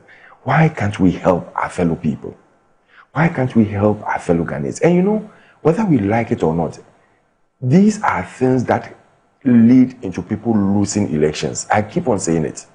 Because when you don't help your fellow man, he becomes bitter, he becomes pained, and what you do is that when you are going for another election, he will not vote for you. We need to change our status quo. If we want to see development in Ghana, if we want to see some transition in Ghana, we need to change our mindset, our skills, an internal, innate being, and tell ourselves that when you give me this position, if I don't do anything at all, before I leave this office, I'm supposed to see some change that will always be said to me or mentioned about me when I've left that place. That Nanka Alfred in here, Aji Alfred be bien gwen. This nonsense will not happen. Yeah. And that is how, when you are giving anybody, it's not too late to start. Let us start changing our lifestyle and our mindset. When, touch wood, you die today, all the mansions, all the cars, all the monies that you've acquired, that everybody sees you and praises you, You don't take it away. And you know the funny thing? When you are there or you've been laid on a bed or in a casket and people come to look at you, they cry. You know, immediately they put you in the sand. You know what happens? It's a party. True or false? Yeah. People come and sit down, drink, and laugh, and forgot that barely 5-10 minutes ago, I was crying about this guy lying here. True. In fact, even your immediate family, because of the way they want to serve people and make sure that people are okay, they even forget about that particular moment. So it tells you that God wants you to be like him. He's given us the wisdom and the grace. And he has added something to you that I have given you a step ahead of others. I want you to help them. Help my children. Help my people. That's why I've given you that seat. If you don't do that, he takes the seat away from you and gives it to another person.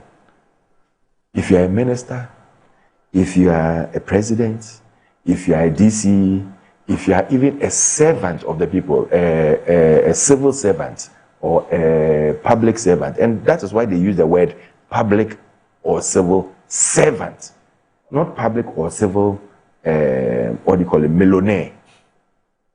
You are supposed to help the people. You are supposed to work for the people. If you sit down and people go a war and people feel challenged and people feel not helped, it should be a shame unto you. And I don't think it will help build a nation.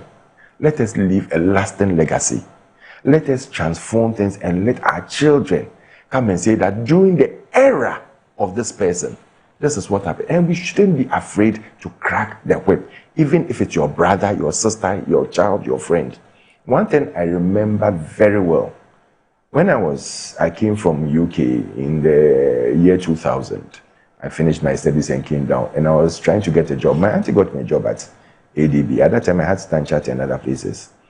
And she was in the banking sector. So she called me and said, Alfred, one thing I want you to do. The banking place is a very risky business. It's a very risky venture. Please don't go and live above your means. But you know what? Above everything, you have a name to protect. Mm-hmm. There's a family name when you go and do anything. Remember that it will not affect you, Alfred Thompson, alone. It will affect the family name. Absolutely. So I'm begging you, when you go into the banking field, be very careful. People do a lot of things, but be very careful and protect the family legacy. Just that is what we need. And that has been my guiding principle ever since I worked in a bank. And I can boldly say that nobody in the bank can say that I did anything untowards. Let me ask you this, Alfred. And so you see, you're speaking to values of integrity, mm-hmm. values of honesty, mm-hmm. values of credibility, and so on. And that is what we lack. Aha. Most people lack. My question is that from top to bottom.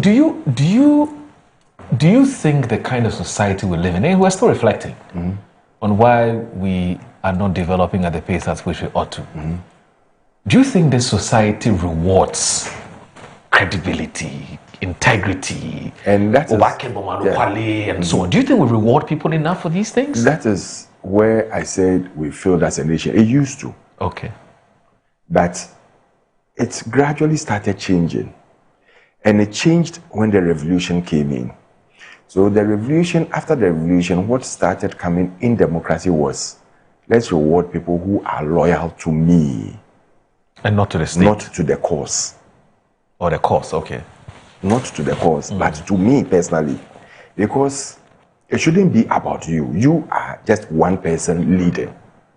The most, and I always say that when I come and sit here, my first is not to denigrate my party, not to bring my party down. The most overriding principle is not to bring my country down. And that is why you realize that even when the president some time back was attacked on the Fugu thing, all MPP people are rallied behind him. It was about attacking a country. Yeah. It was about attacking Ghana. And we believe that we will not sit down for anyone to bring our president down. Regardless of political differences. Yes, that is what we have to do as a nation. whether it's an MPP government or an NDC government, the first and most important thing, and it behoves on the leader to rally everyone behind him. Some time ago, a leader did something good that I had always thought about, but I didn't see it continue. This leader went into office, and one of the first few things he did was that he brought all the former leaders before him together, sat down and talked. But after that, what next? Did they continue? In that same vein, I was expecting others, to do the same thing. Let's let people see that it's about the country and not about me. I'm just one person who can lead. It's only one person who can lead. But bring everybody on board, no matter your political coloration. Let us look at the nation and build a nation. And don't forget that everything you do as the one person who is the leader leaves a legacy on you, whether you belong to this party or that party. It leaves a legacy on you. That's true. Wanda makes a very interesting and a very thought-provoking argument about consistency. That when you study the history or the stories of countries that have made it, these are countries that have been lucky to have bold, courageous leaders, but have also been given the chance to be there for a while, to be able to fix the problems that a country faces without necessarily have to consider whether I'm losing the next elections and so on. But we have chosen a certain democratic path, or a certain democratic architecture where we put the votes we'll get first before developing the country. So that if we have to take decisions that are good for Ghana, but the citizens are pushing back or they're kicking against it, we have a challenge. And also remember that the person is riding on the back of a political party. The political party wants to be in power for a while, for whatever reason. So then the leader is then held, it's blackmailed into not taking those hard, tough decisions that would help us. He thinks it's one of the things that has really not helped us too as a country. And so he mentions countries like Rwanda and some other countries that have had leaders who have been there for a while. So we call them benevolent dictator. That's he didn't use that, I used that. It's a benevolent dictator. So he's been there for a while, but you can quite clearly see that the guy means business. It's about building the country. It's not even about him. It's not about his family. It's not about anybody, And that until and unless we take a second look at this democratic architecture, and it's not the first time. I mean, there have been CDD lectures, IE lectures that have had these conversations several times. So it's not an entirely new conversation. In fact, there are people who even think that we should go back to the monarchy system where our chief should take, but except that some of our chiefs have also become very corrupt. So I don't know where else we're going to turn to. But is there a case we made for this thing we call democracy again, and whether it really is going to happen? But before let me beg you. We raised at the very beginning of the show the issue about the rains and the role of the GMET, forecasting and so on. Sometimes their forecasting doesn't go well, and people are beginning to lose, or some people have actually lost trust in them and so on. So we have been lucky to be joined on phone by, I want to get her name correctly, is Mercy Efa Paddy. I hope I got the name correctly. She's a meteorologist with the Ghana Meteorological Agency. I'll ask her. Mercy, good morning, and thank you very much for accepting to talk to us on Good Morning Ghana on Metro Television. Good morning. You're welcome. Okay. Can I just simply say meteorologist with GMET, or there's something else we need to know about your position? Please come again. I can't hear you very well. I'm saying that, who are you at GMET? Please, I'm a meteorologist stationed at the Central Analysis and Forecasting Office with Ghana Meteorological Agency. Please repeat that again. I'm a meteorologist stationed at the Central Analysis and Forecasting Office in Ghana Meteorological Agency. Central Analysis and Forecasting? Yes, please. Okay. All right.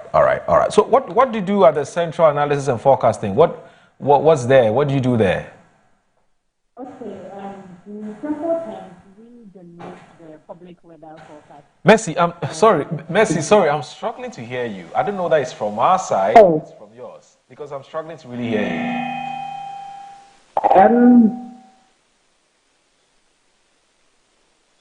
Hello? Okay. It's better now. Yes, it's much better now. It's much better now. Hello? Yes, Mercy, it's much better. You're clearer, you're more audible now. Please go ahead. Okay, I'm saying that in simple terms, we generate the public weather for the whole country. Oh, okay. That's interesting. So with this background knowledge of what you do, now, are you able to confirm whether indeed the Ghana Meteorological, is still an agency, isn't it? Or is an authority now? Please, we are still an agency. Okay, all right. So GMET for short. Now, are you able to confirm whether GMET as an institution actually predicted or you forecasted? Is forecasted even is good English? It's forecast, it's all forecast. All right.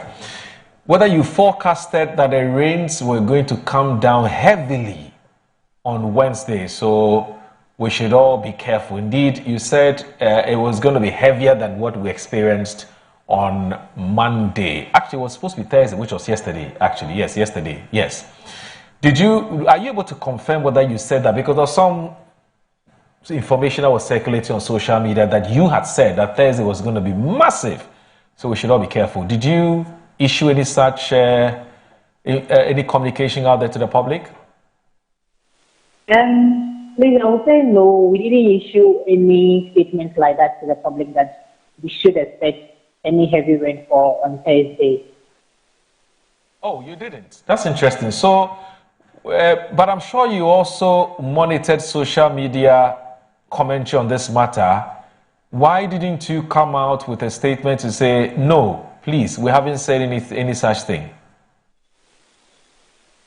For that, I can't say much because management has to make sure that communication goes out. So I wasn't so sure about who is supposed to do that communication. But from our end, we were looking out to expect some rainfall from Friday into the Sunday. That's our weekend. That's where we were looking out for rainfall. So I'm sure the public saw it for it to start from Thursday into the weekend rather than Friday to the weekend.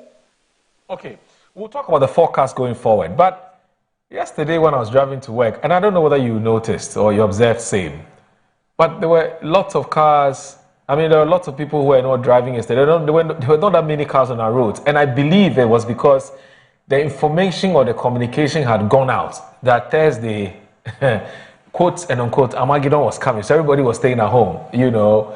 So that's the effect of that information which went out there. In fact, I'm told some companies actually asked the staff to stay at home and not come to work. So maybe going forward, Mercy, you may want to draw the attention of management that some of these information must be properly, done so that GMET does not lose its credibility. Because your credibility, especially in these times, is extremely important. You disagree with me? Yes, I agree with you, but we always advise the public or anyone who needs to always listen to our updates. Every 6 hours, there is an update. So on Thursday, there was an update saying we should expect light to moderate rain over the southern Ghana.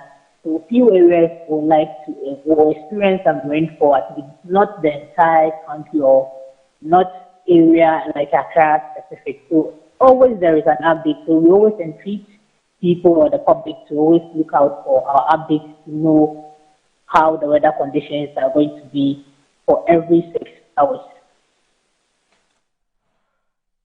If I don't go online or if I don't have, say, a smartphone and I don't have internet, how do I get information about the rain patterns or your forecast? How do I access it? Okay, mostly we speak to some of the radio stations around 5:30 to 7:30 every morning. So we always entreat some of the radio stations to phone us every morning to get the weather update for people who have no access to internet or smartphones to also get advantage of the weather information we put out there. Okay. We have few radio stations that call in the morning for the weather update. I don't know whether is it possible to collaborate with the Ministry of Communications so that the Ministry of Communications can also facilitate. I know it's a management policy matter, but you can take those decisions. But we're thinking aloud. I mean, we're Ghanaians. We want things done. But we want to serve the people because the GMET is a service agency. You're serving the people. So is it possible to have a collaboration with the Communications Ministry and for that matter bring in to facilitate some kind of a relationship or collaborations with the telcos so that on our phones you can send us daily messages and say today it is rainy or stay at home or today it is not rainy, stuff like that. Is that something that you may want to suggest, or is it some kind of conversation which has come up at the agency? Yeah, I'm sure at the moment our management are doing that negotiations with some of the telcos to communicate, some of the communications. So I'm sure very soon we'll be seeing such information out on our phones and everywhere. So I would say we will note it down and still work around it. Thank you. Okay. All right. So what can you tell us about today, tomorrow, Sunday? Should we expect some rains? Okay, for today, the time is fast through 9. We should expect some sunny breaks conditions for this mid-morning to the afternoon hours. But from late afternoon to the evening, we are expecting to have some few areas within Accra to experience some slight to moderate winds for this afternoon into the evening hours. And for Saturday, we are expecting to have some cloudy conditions. This is for some slight moderate winds for over the southern half, especially the coastline and areas within Accra and its surroundings. And for the afternoon hours, we expect to have some sunny conditions coming up for us to enjoy our activities or have our activities being done.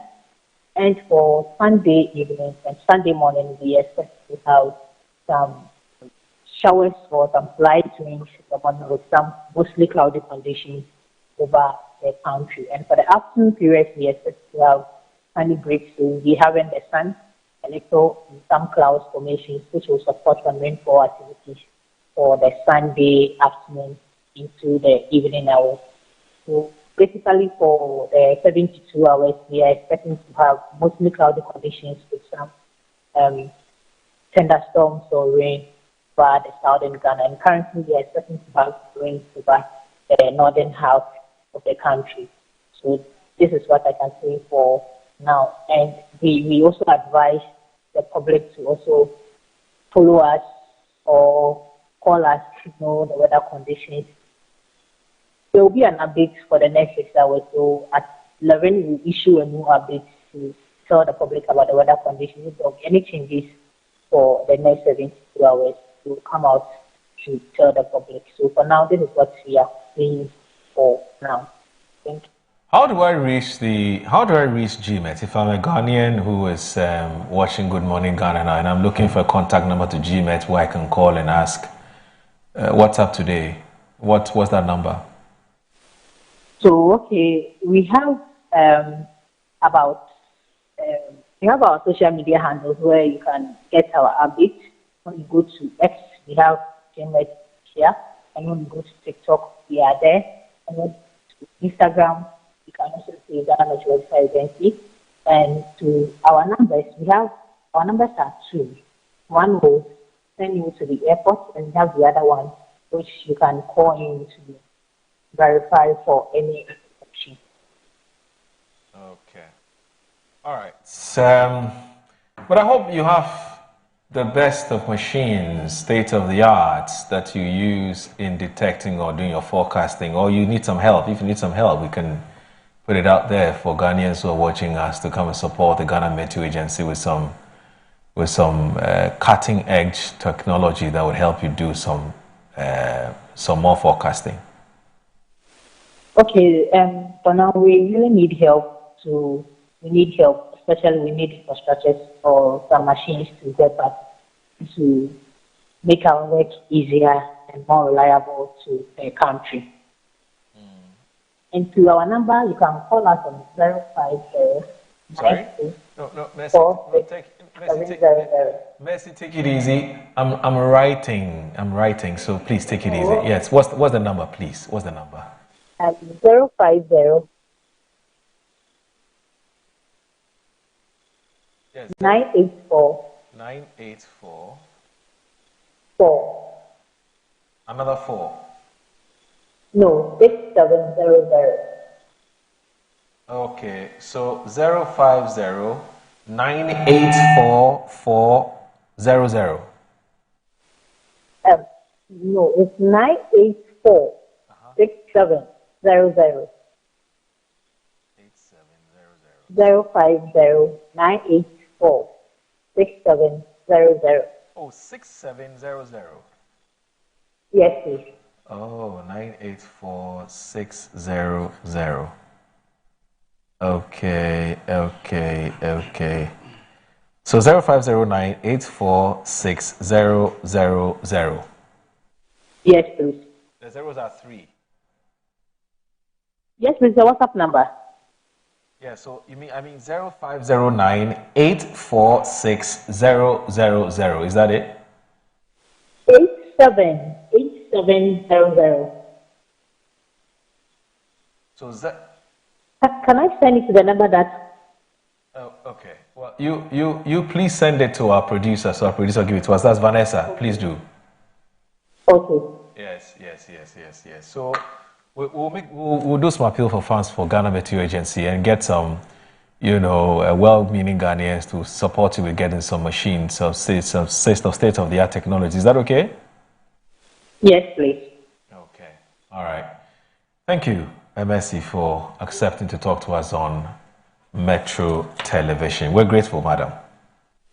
Okay, thank you very much. You're welcome. All right, then. Thank you. So, yes, Vanessa has just sent me. It says it's 0509 846700. Yes, so 0509 846700. So you may want to get in touch with GMA. They say they need your help to get some, top-notch technology. They'll call it cutting-edge technology to help them do more accurate predictions. So if you want to reach out to them, it's 050 984 6700.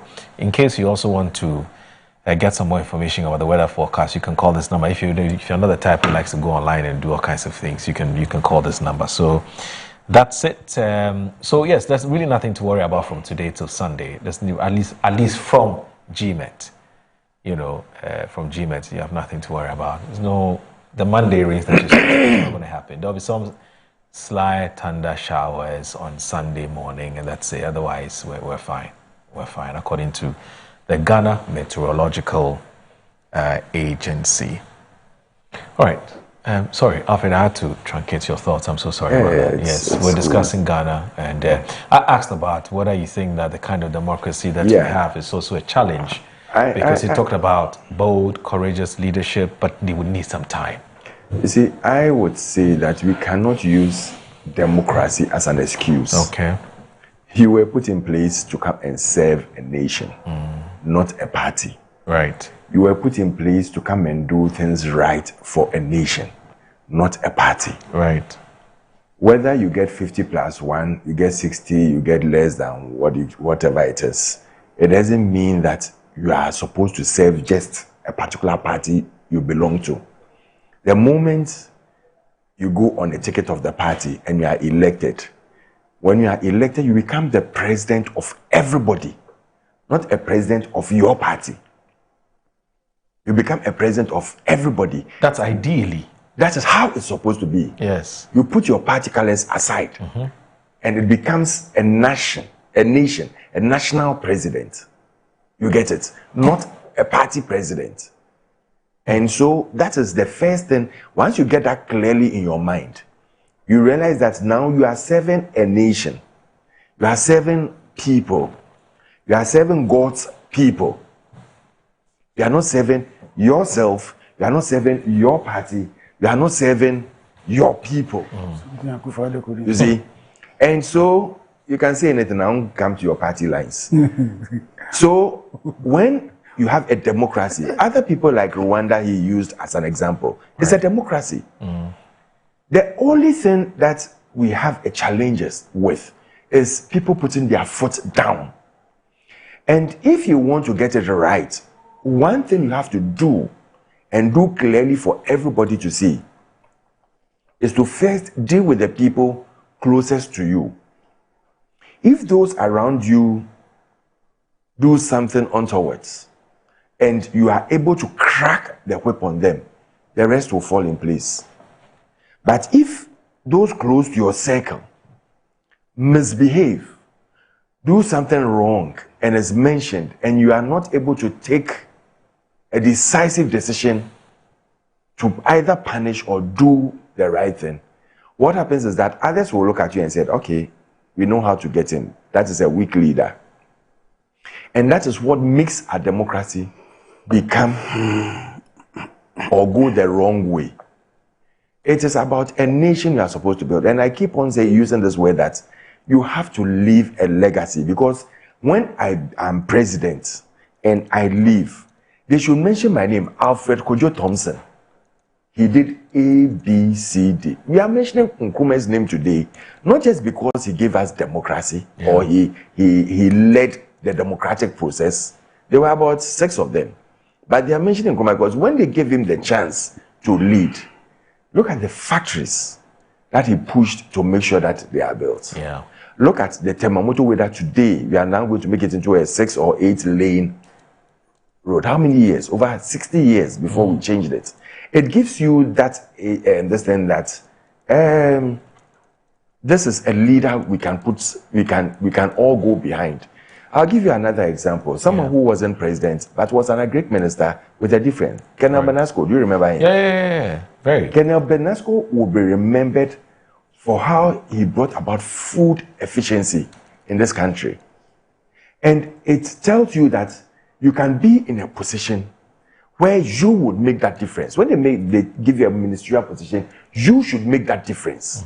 Forget about everyone else. It's about your nation.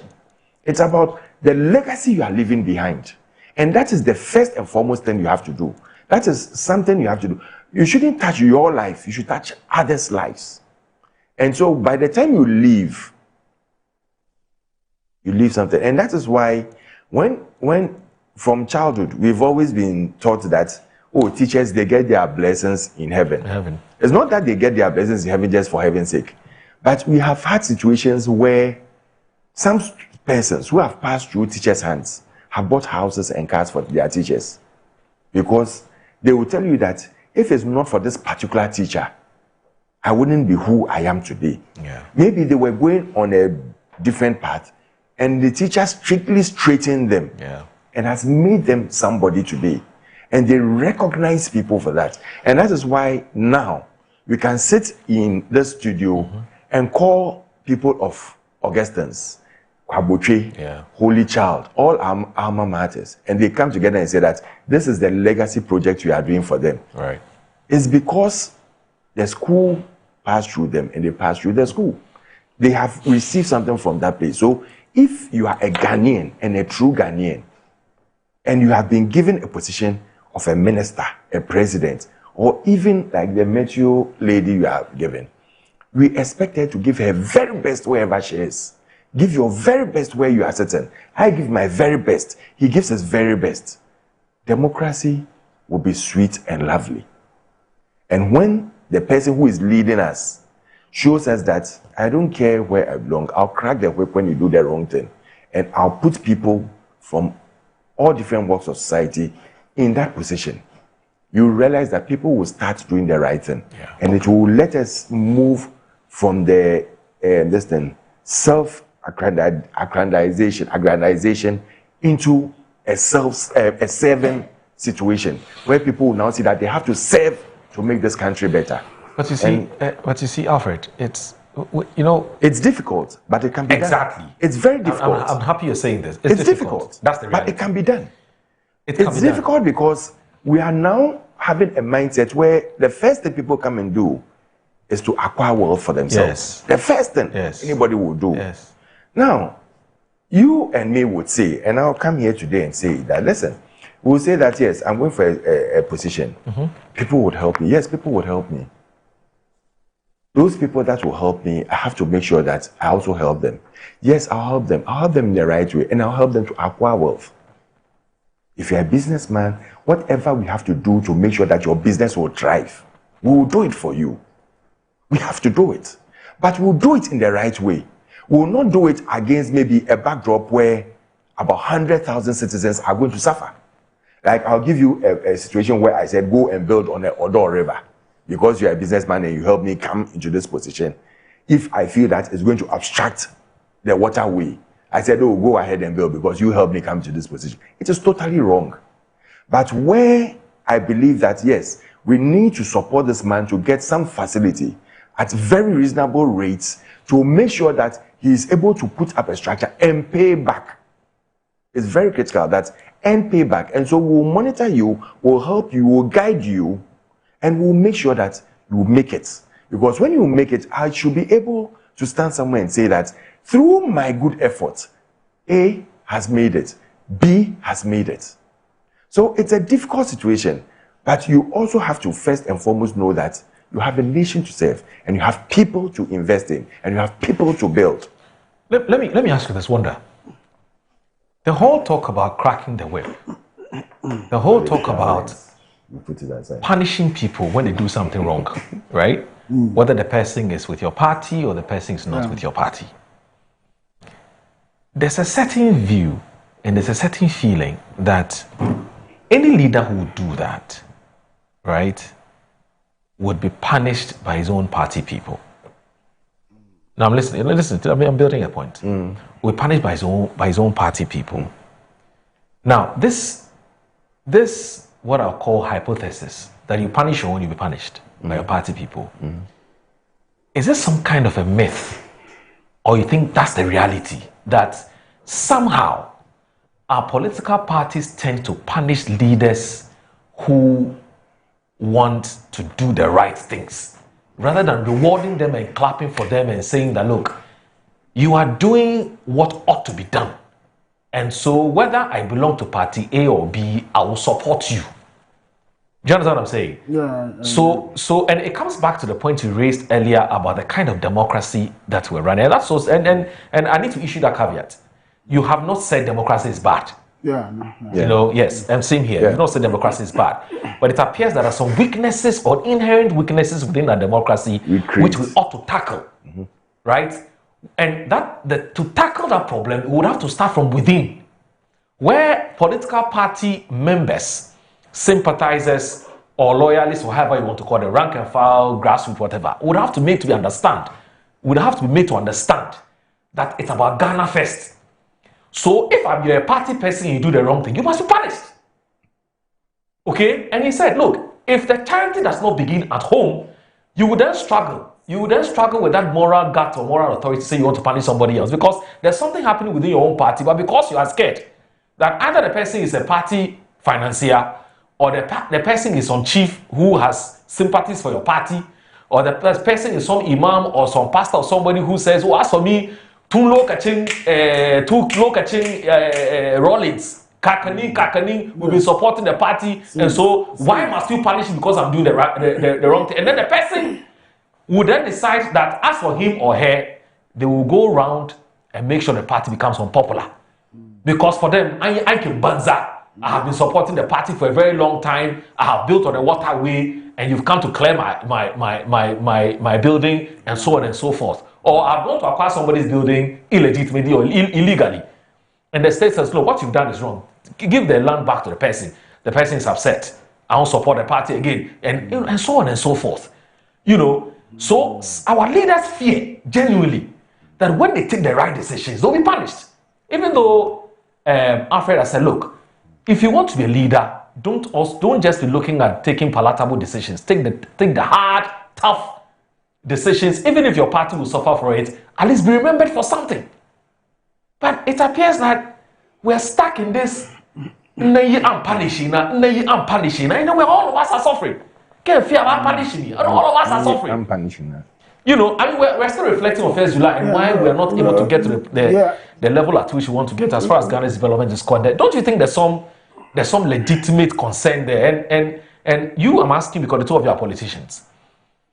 Is it true that when a leader takes the tough or hard decisions, the citizens punish the person, or do you think that the citizens will reward the person instead?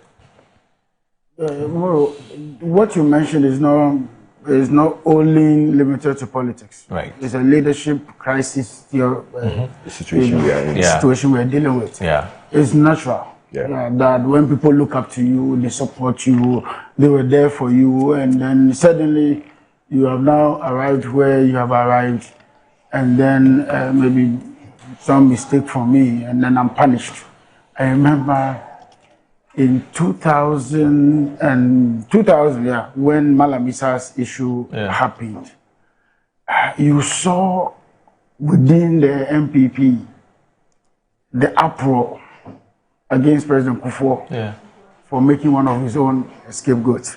And then fast forward to President John Dramani Mahama too, when Abu Gapele, it was You remember also when the Muntie 3 thing happened too. There was. So it is not only a political business; it is a leadership crisis issue that has been dealt with. And I am of the view that the processes that private entities go through to recruit their leadership, political parties don't do that. No, we go for elections. We just go for elections.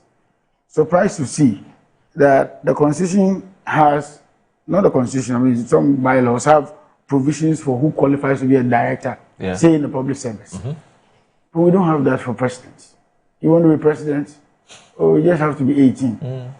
Of sound mind. You should be 41 or 40. 40 years. 40. Sound mind, Ghanaian, that's all. No criteria. Is the bar too low? I think it's too low.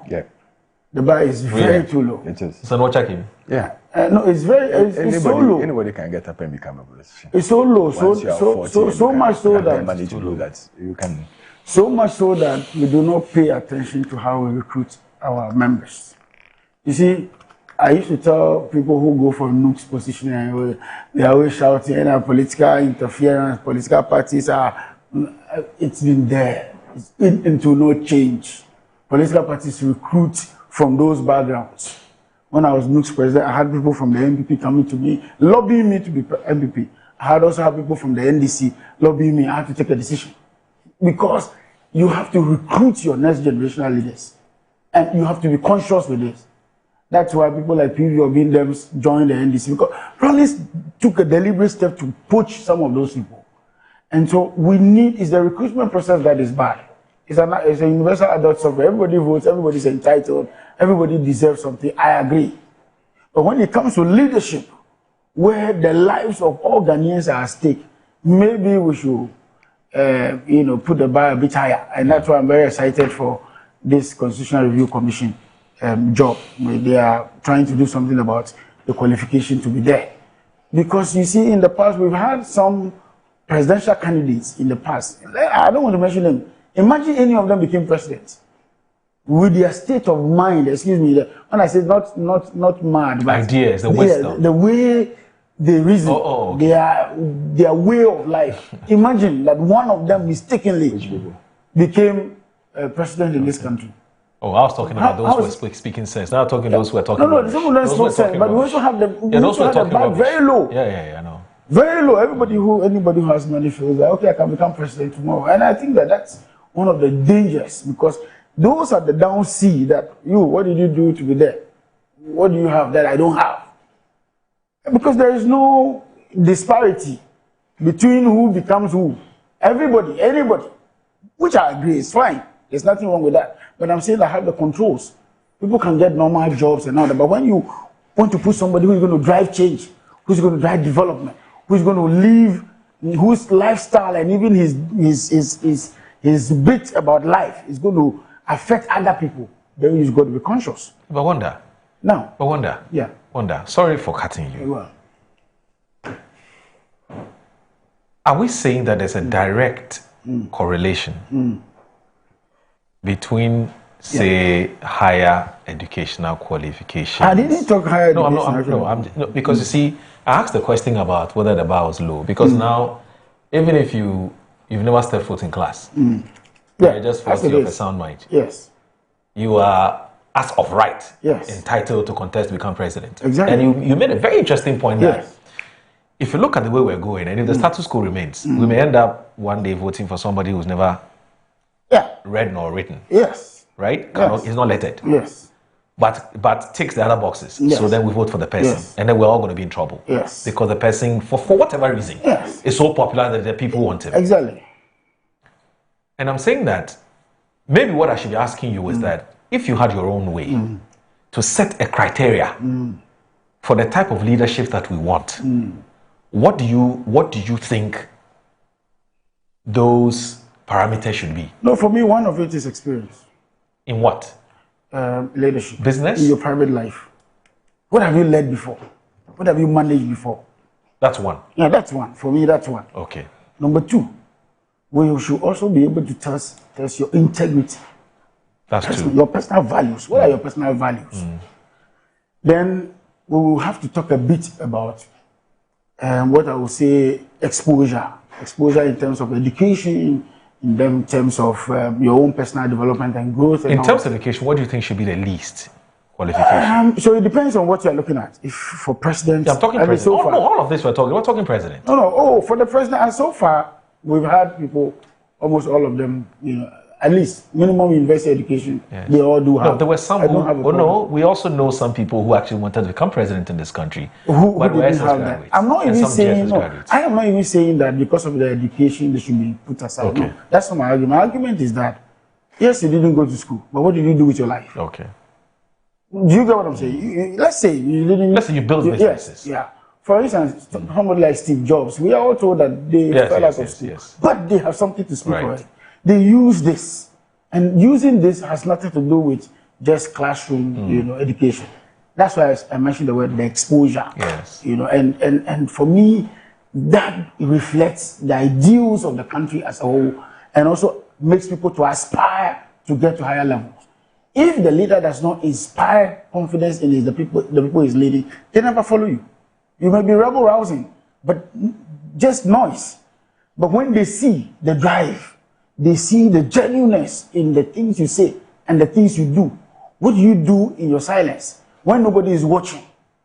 What do you do in the open? Are you a dual person, or you are one person that we can tell that this one, we can vouch for his character, can vouch for his integrity, he gets into office, he will deliver. Right. For me, that is where I think the crux of the matter is. So experience, track record, and then integrity, and what else? Then the party itself. You see, this cannot be done by the state. It's a political party's business. You are bringing as a candidate. That's what we call the person a flag bearer. Yeah. You are bringing as a candidate. What due diligence was done on the candidates? If that due diligence was done properly, and not because the person has money, or that because the person is popular, or because he has served the party for long, or because he's been there forever, or because he's been running it, and therefore he's qualified. If we do this dispassionately, devoid of any, leanings, and he's put food on my table, and therefore I have to vote for him and all that, I think that we can get the right quality of leadership. And I always tell you that for me, my understanding of development is the micro units from the assemblies, the committees you put down there. What are the expertise of the members of the committee? Are they just there because they are assembly members? Or we can actually import people. We have the assemblymen, but we import technocrats to be on those committees. There are people on committees like finance. What's the background of the person? Can the person read an audited account? Can the person be able to tell us exactly where we are going?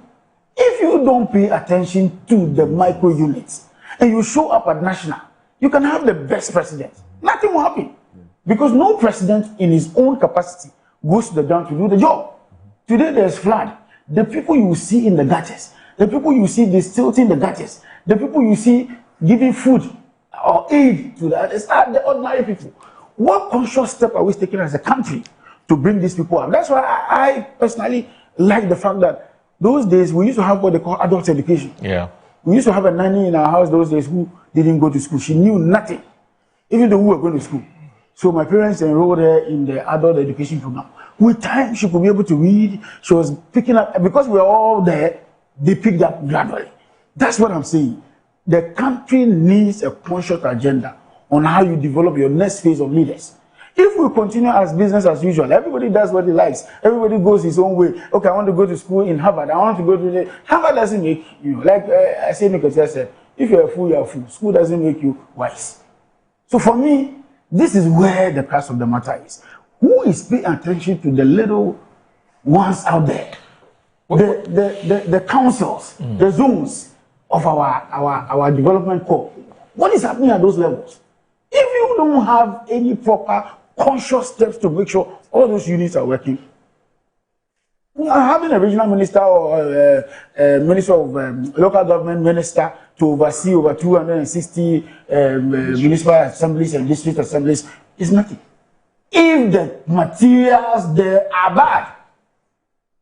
So me, the Ghanaian, who would vote for a president because one, I think is God-fearing, two, he's handsome, just a you know, or I see somebody and I say, oh, this guy there, he speaks well.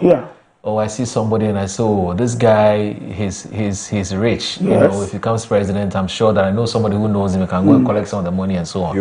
Are you saying me that Ghanaian, I don't know what I'm talking about? So you see, what you have just said, is actually the reason why we should do what we are doing. Why? If we brought everybody very qualified, you will find the nice guy amongst those. You will still find the rich man among those. Because we've done the screening already.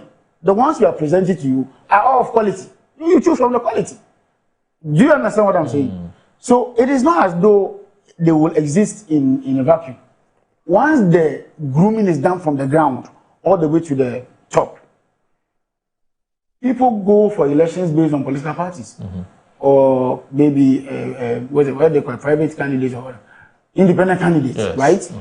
So if I am coming on NDC, you are coming on NPP, and it's coming on CPP or whatever. If the job is done well from our party level, they would have presented the best. You would have also presented the best. He would have also been representing the best from his party. The voter has only 3 of us to choose from, knowing very well that all of us are capable, knowing very well that all of us can deliver.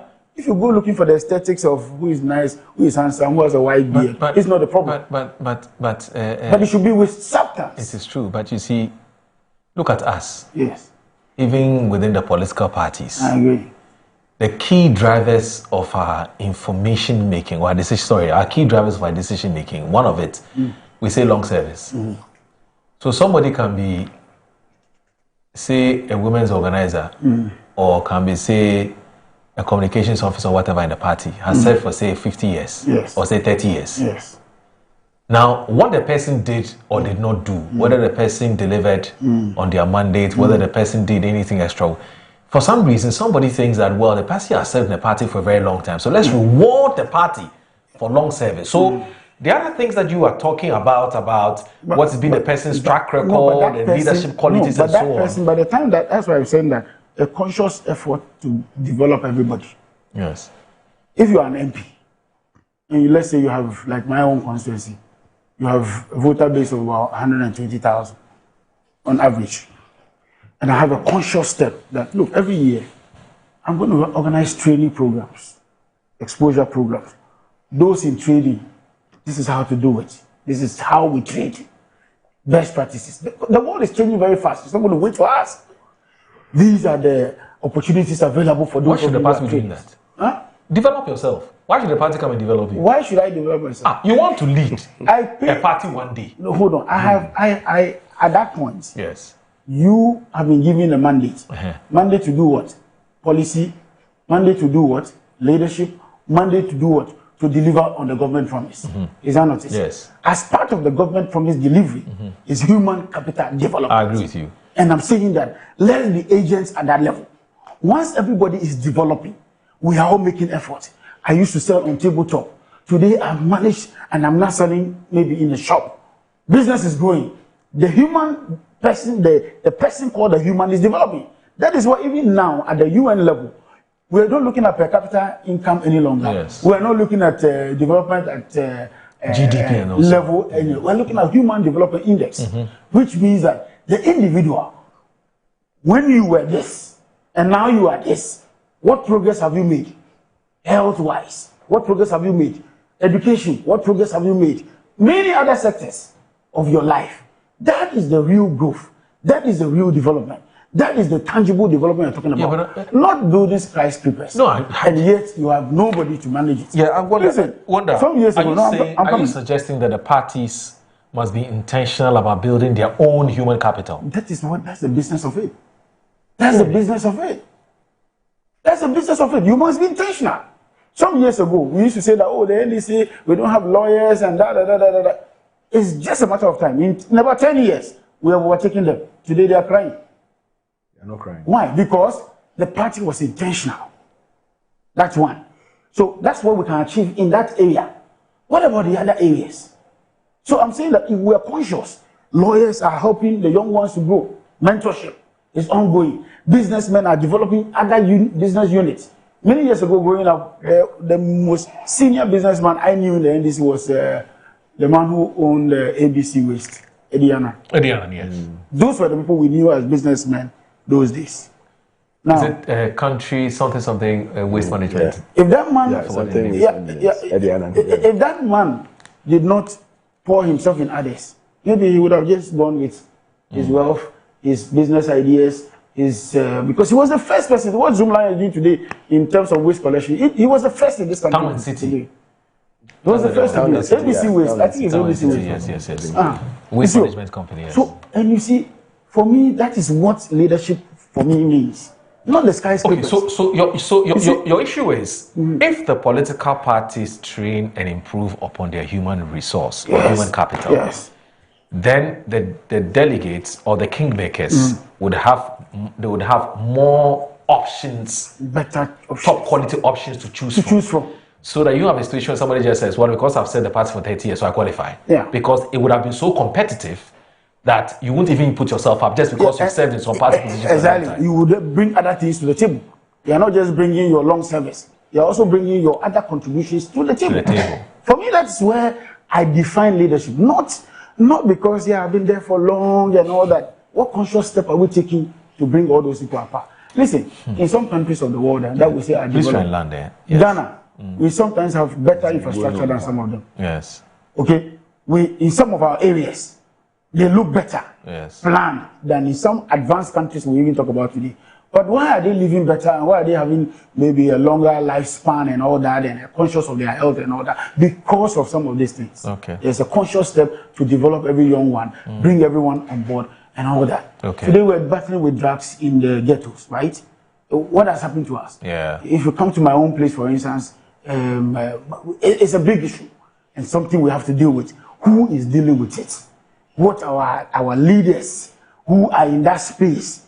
What resources are we giving them to work with? And they themselves, what programs have they developed? All right. It looks as though everybody who becomes maybe an MP or MC is just business focused on the business of their job. Okay. But the people you are ruling, the people you are taking care of, how are they making progress in life? Okay. If I used to sell slippers 10 years ago, and after 10 years I'm still selling slippers by the roadside, nothing has changed for me.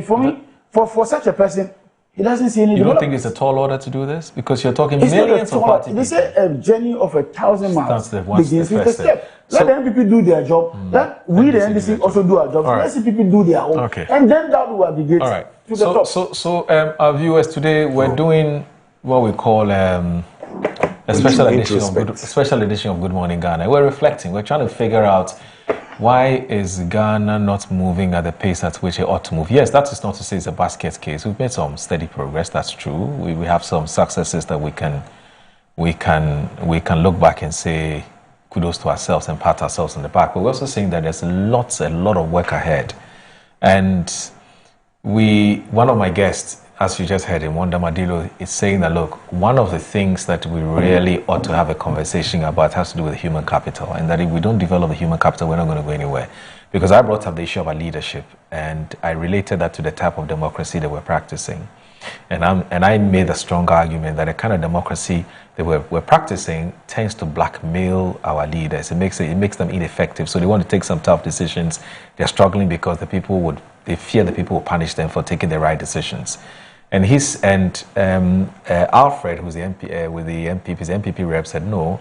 If your leader take the tough decisions, even if your party has to lose, why not? Because that's what you voted for. You voted to solve the country's problems.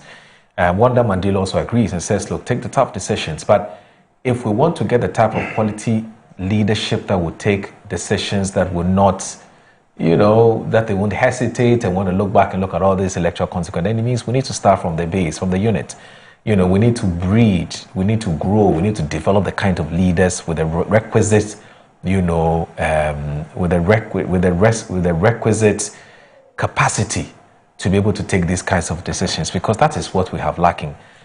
Unfortunately for us, when we're choosing our leaders, we tend to minor on the majors. So we look at things that do not really matter in deciding who leads us, and that's why oftentimes, not even oftentimes, that's why we struggled with our development agenda. And so we ought to look, the political parties must look within and be intentional about building capacities, must be intentional about developing the human capital, so that when you are going for an internal elections, you'd have more than enough quality to choose from, and not having to choose from some, substandard people, because it's like that's all you have, because you've not developed the people, So it's been very interesting. Today we've done it a bit differently. I wanted us to start to deal with this flooding thing, but I've been carried away by the quality of the discussions. My guests have been fantastic so far. Today we're trying to think Ghana much more than our political part. Of course, from time to time the politics will come in, but it's even that is mild.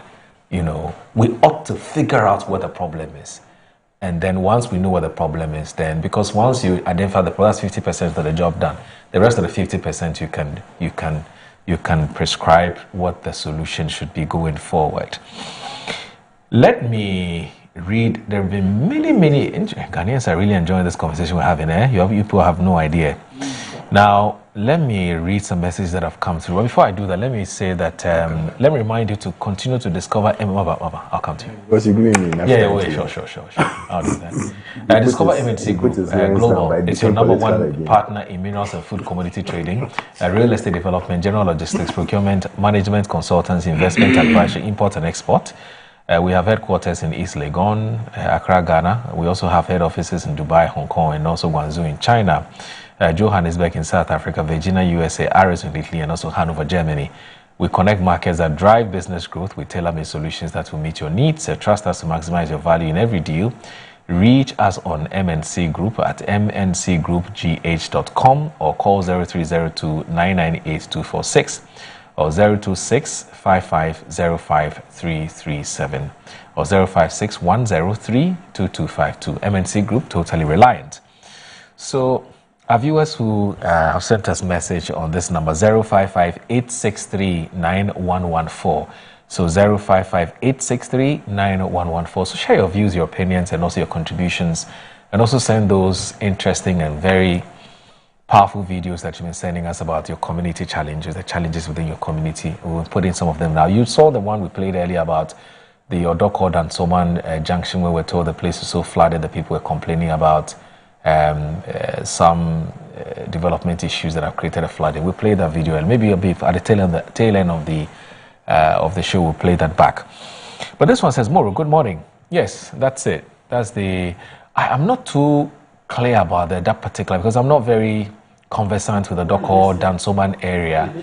Oh, this is the Dansoman junction. Oh, that I think is the second light, right? After the first light, the second light. We're going when you're entering Dansoman from Odoko. Oh. So that's this is what the place has turned into. When this morning. Wow. Well, and what caused this? There's an overflow gutter there. Really? That place is in. So there's no small gutters there. Yeah. So when the water comes, there are no gutters there. So when the wind comes, prior to the floods, that's coming from the Akokofoto area. Okay, that place itself has a very deep hole there already, and it's been a major problem. And the water from the gutters are really not going. Whoa. So it's always been a flooded. You know, the last lane that you turn right into Akokofoto, it's always been a flooded zone, as you can see there. So cars will go into the outer lane and rather turn because they can't use the first lane. It's a huge. It's not even empty or anything. So you see someone's car, I'm sure the under has come off or something. So, but where's the assemblyman? Where's the MCE? But they can't do anything about it. This is a major road defect that needs to be addressed, and then they need to clear the gutters too. The gutters are all choked. So there are gutters. There are gutters. They are all choked. So the more the water gets onto the road, the more it spoils the road and gets these potholes and manholes over there. And I think we need to take a conscious effort in addressing this problem, some of these later. Because I told you I'll take a picture in my area. That is from Ogbojo, from ARS, when you are going towards Impsamampum, you see a roundabout there towards the third gate. That whole place, and a little before, I drove around that time the last time. And I said, how can this place be this way at this time? And it's just a little bit of filling. Just fill it. You don't need to even put tar there. Just fill it a bit. And then make sure that clear that place. And make sure that because of that, it creates unnecessary traffic. Because anybody who gets there has to slow for not less than about 2, 3, 5 seconds. Just to cross the gutters or the manholes one after another. All right. So, Moro, good morning. Please let Alfred know that if it is true that military regimes have brought Ghana back, who was behind the 1966 coup d'etat? Alfred should know that the 8 years of the Akufo-Addo and Bawumia government was worse than all the military regimes we have in this country. The 8 years rule of MPP and the leadership of Akufo-Addo and Bawumia was democratic dictator we experienced as a nation. Magdo from Alajo. This one from an ardent listener, Dandari. He's calling us, he sent us a message from Tilbury, Essex. Tilbury, Essex in the UK. He says, good morning. In the middle of this devastating flood, one question keeps coming up. Where are the Ghana Real Estate Development Association and National Planning Commission? These bodies are supposed to regulate development and enforce standards. Year after year, buildings keep springing up in waterways with no consequences. What exactly has been their impact? How did all of these development pass inspection and end up contributing to such fatal flooding? What surprises me even more is how the legal system goes silent whenever clear negligence and ignored risk regulations are involved. That's from an ardent listener and viewer. Now, Courage from Tashin Camp 2 says, good morning, please, you're 94.1. Okay, we've sorted it out. So the radio station is back on now. We sincerely apologize for any inconvenience this may have caused. Now, this one here, good morning, Metro. Can you finance me to send former sanitation minister to court? Charlie. I want to take the money she put under her bed. That meant for Donna. How do you know the money was meant for Donna? This is somebody's private money. We don't know how she got it. Of course, she's told us that her brother runs a business. But to suggest that she has taken somebody's money, you're not being fair to her. As we speak, the state has not been able to establish how Cecilia Pai got the money. So as far as she's concerned, it is her money, legit, until somebody has any contrary evidence. Please. Now, this one here says that, gentlemen, I beg you, let's bring in our viewers. We have been talking for almost 3 hours. Let's bring in our viewers. Nationalistic issues, and you start putting your no problem. Let's. When you were trying to defend what are you doing? Gentlemen, please hold on. Oh, Alfred, not your funny. Oh, let's bring in our viewers. Yes. All right. Oh, how do you know? It is. Hold on. It is. We've been doing well so far. Let's not spoil it. I beg you. If your government up to gentlemen, let's make progress. We are thinking Ghana now. Yeah, politics. It's okay.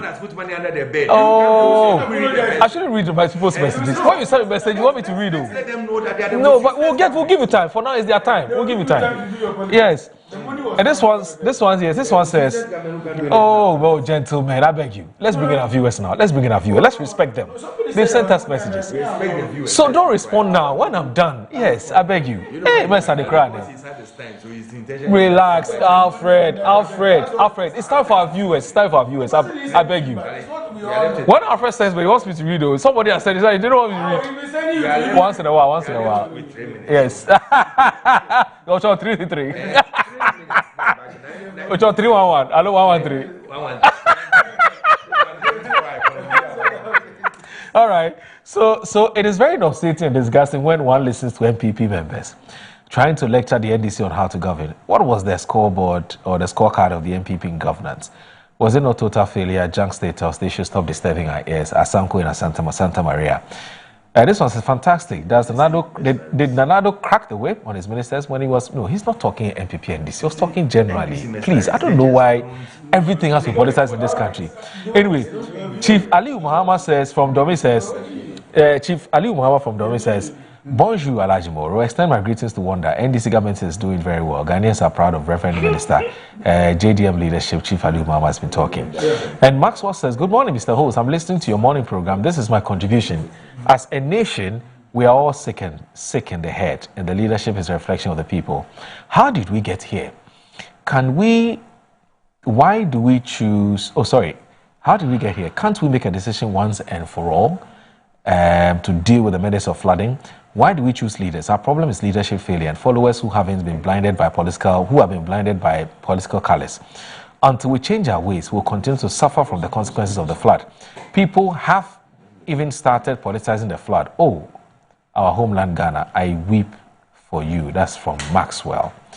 Now, McLean, thank you. They said you should allow me to read the messages. Anyway, so McLean says that sometimes I ask myself, what excuse do we really have as a nation?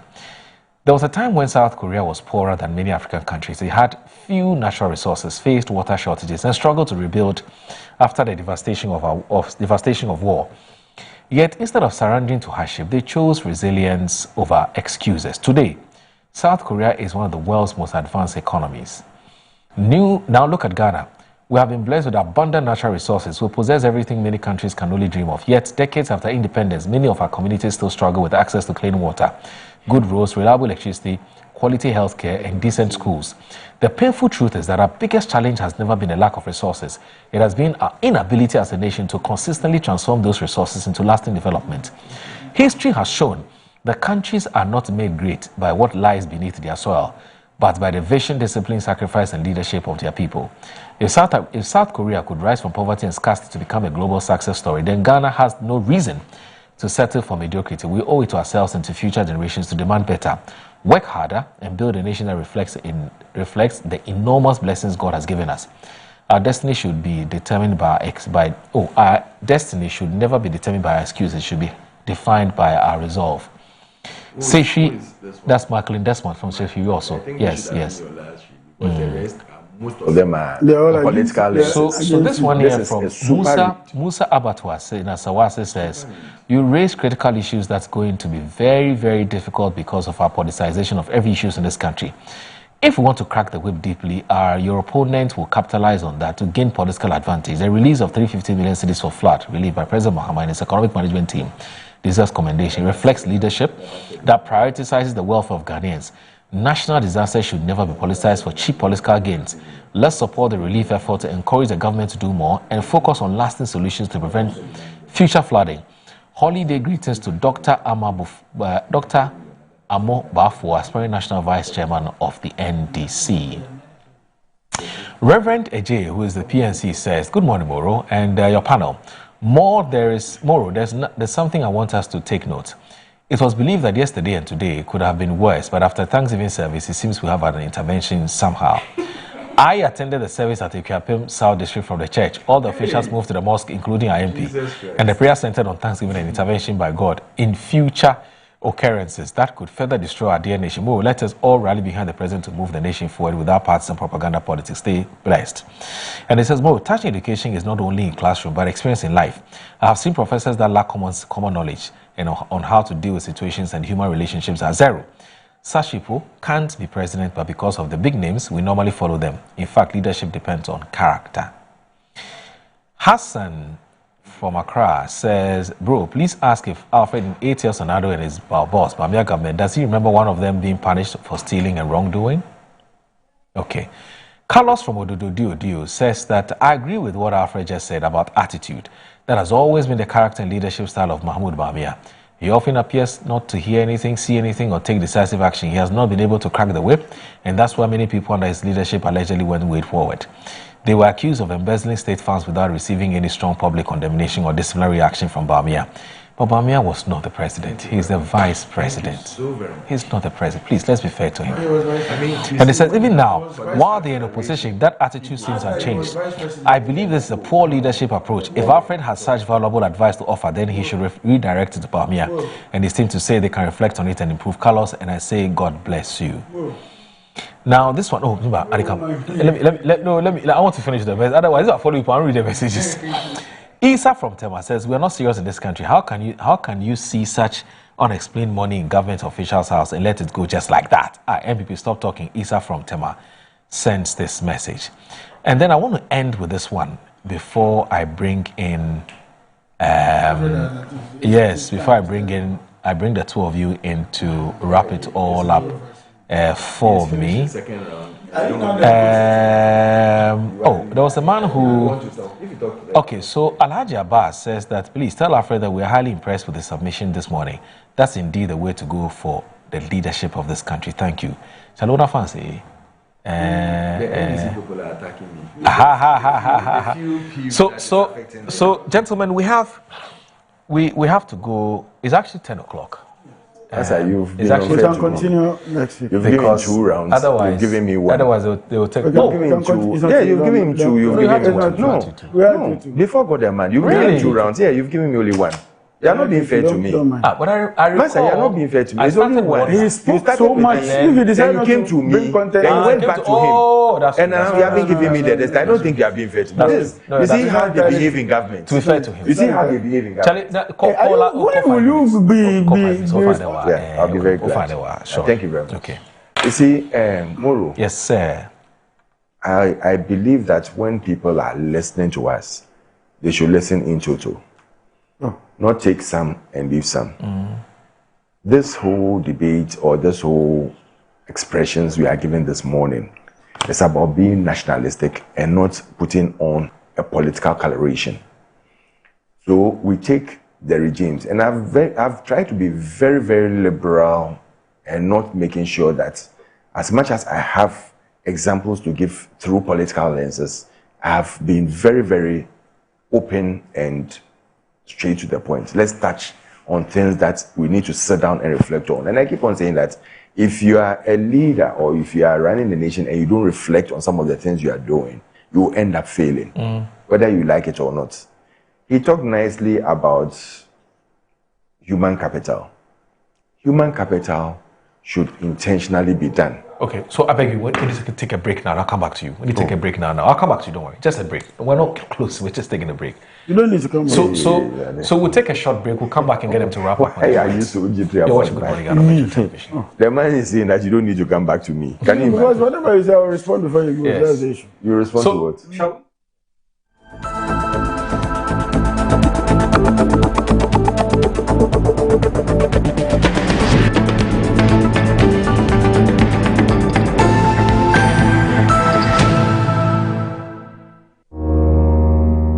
Finding my dream apartment in just 2 days was a breeze with 7terragh.com. Looking for your next home, the perfect piece of land, or the best commercial property for your business? Are you worried about sending money home for property and finding nothing when you return? Well, worry no more. 7terragh.com is just a platform to find prime lands, perfect properties, or vibrant real estate development at the click of a button. 7terragh.com is your go-to property listing platform platform that allows you to register, list, rent, buy or sell, and connect with correct agents. With our AI-powered smart search, personalized dashboards, verified agent connection, and interactive property maps, all your property needs have been made easier. Check us out on 7teragh.com or contact us on 0302-998-246 or 0561 032 252.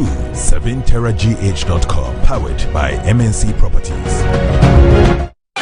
Are you a headmaster, headmistress, parent, teacher, or an educator looking for high-quality textbooks for preschool, primary, and junior high school students? Look no further than Advocate Publishing Company. Advocate Publishing Company is a leading publisher of educational materials in Ghana that publishes very engaging, interactive, and comprehensive textbooks that meet the needs of students, teachers, and parents. Our textbooks are thoroughly published to make learning fun and easy. They are also designed to stimulate critical thinking, problem solving, and creativity in students. Make Advocate Publishing your preferred choice for all your educational needs. Explore our range of textbooks and educational resources. Visit us at the old GNTC yard near Kingsway, Accra. You can contact us on 0503 786 776 or 02408 06354, also 0531 600 and connect with us on Instagram, X, and Facebook at Advo Publishing. Don't settle for less. Choose the best. Advocate Publishing Company, empowering young minds one textbook at a time. Thinking publishing, think Advocate Publishing. As the days come and go, there's always shit. Let colleagues explore all the planetary bodies. Our mission is in Uranus to treat hemorrhoids, anal fistula, anal fissure, anal incontinence, hydradenitis suppurativa, using laser ligature for pain-free and speedy recovery. On Uranus Street, Accra, is Main Tuber Hospital and Coloproctology Center. Trust Uranus with us and we will delight you. Visit Main Tuber Hospital today or call us on 0244 581 541.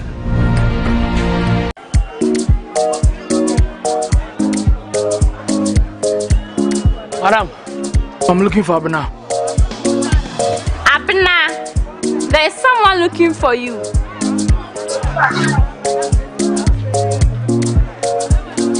Madam, please, where's Abena? Abena, yes, ma'am. Is this who you are looking for? Madam, please get me Abena. Please. Della, Abena, bra. Abena. Oh, Abena. It's not Abena rice. Eat any of that. More. Abena rice. Energy and kwa. FDA ajejade nkratso yatsum.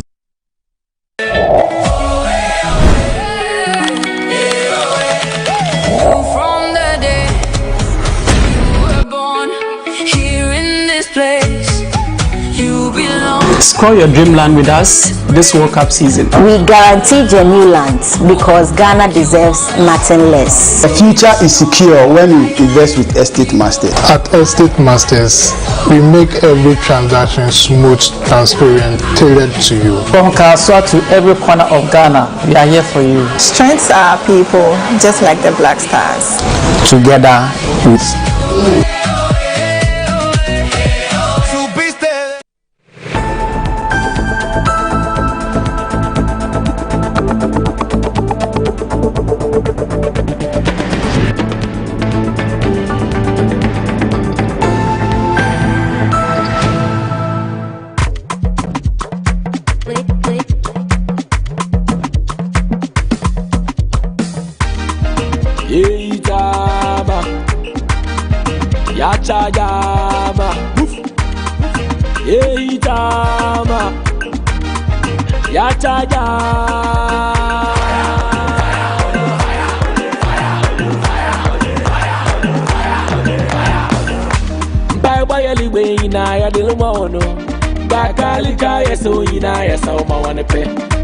Bye bye anyway, I do no more.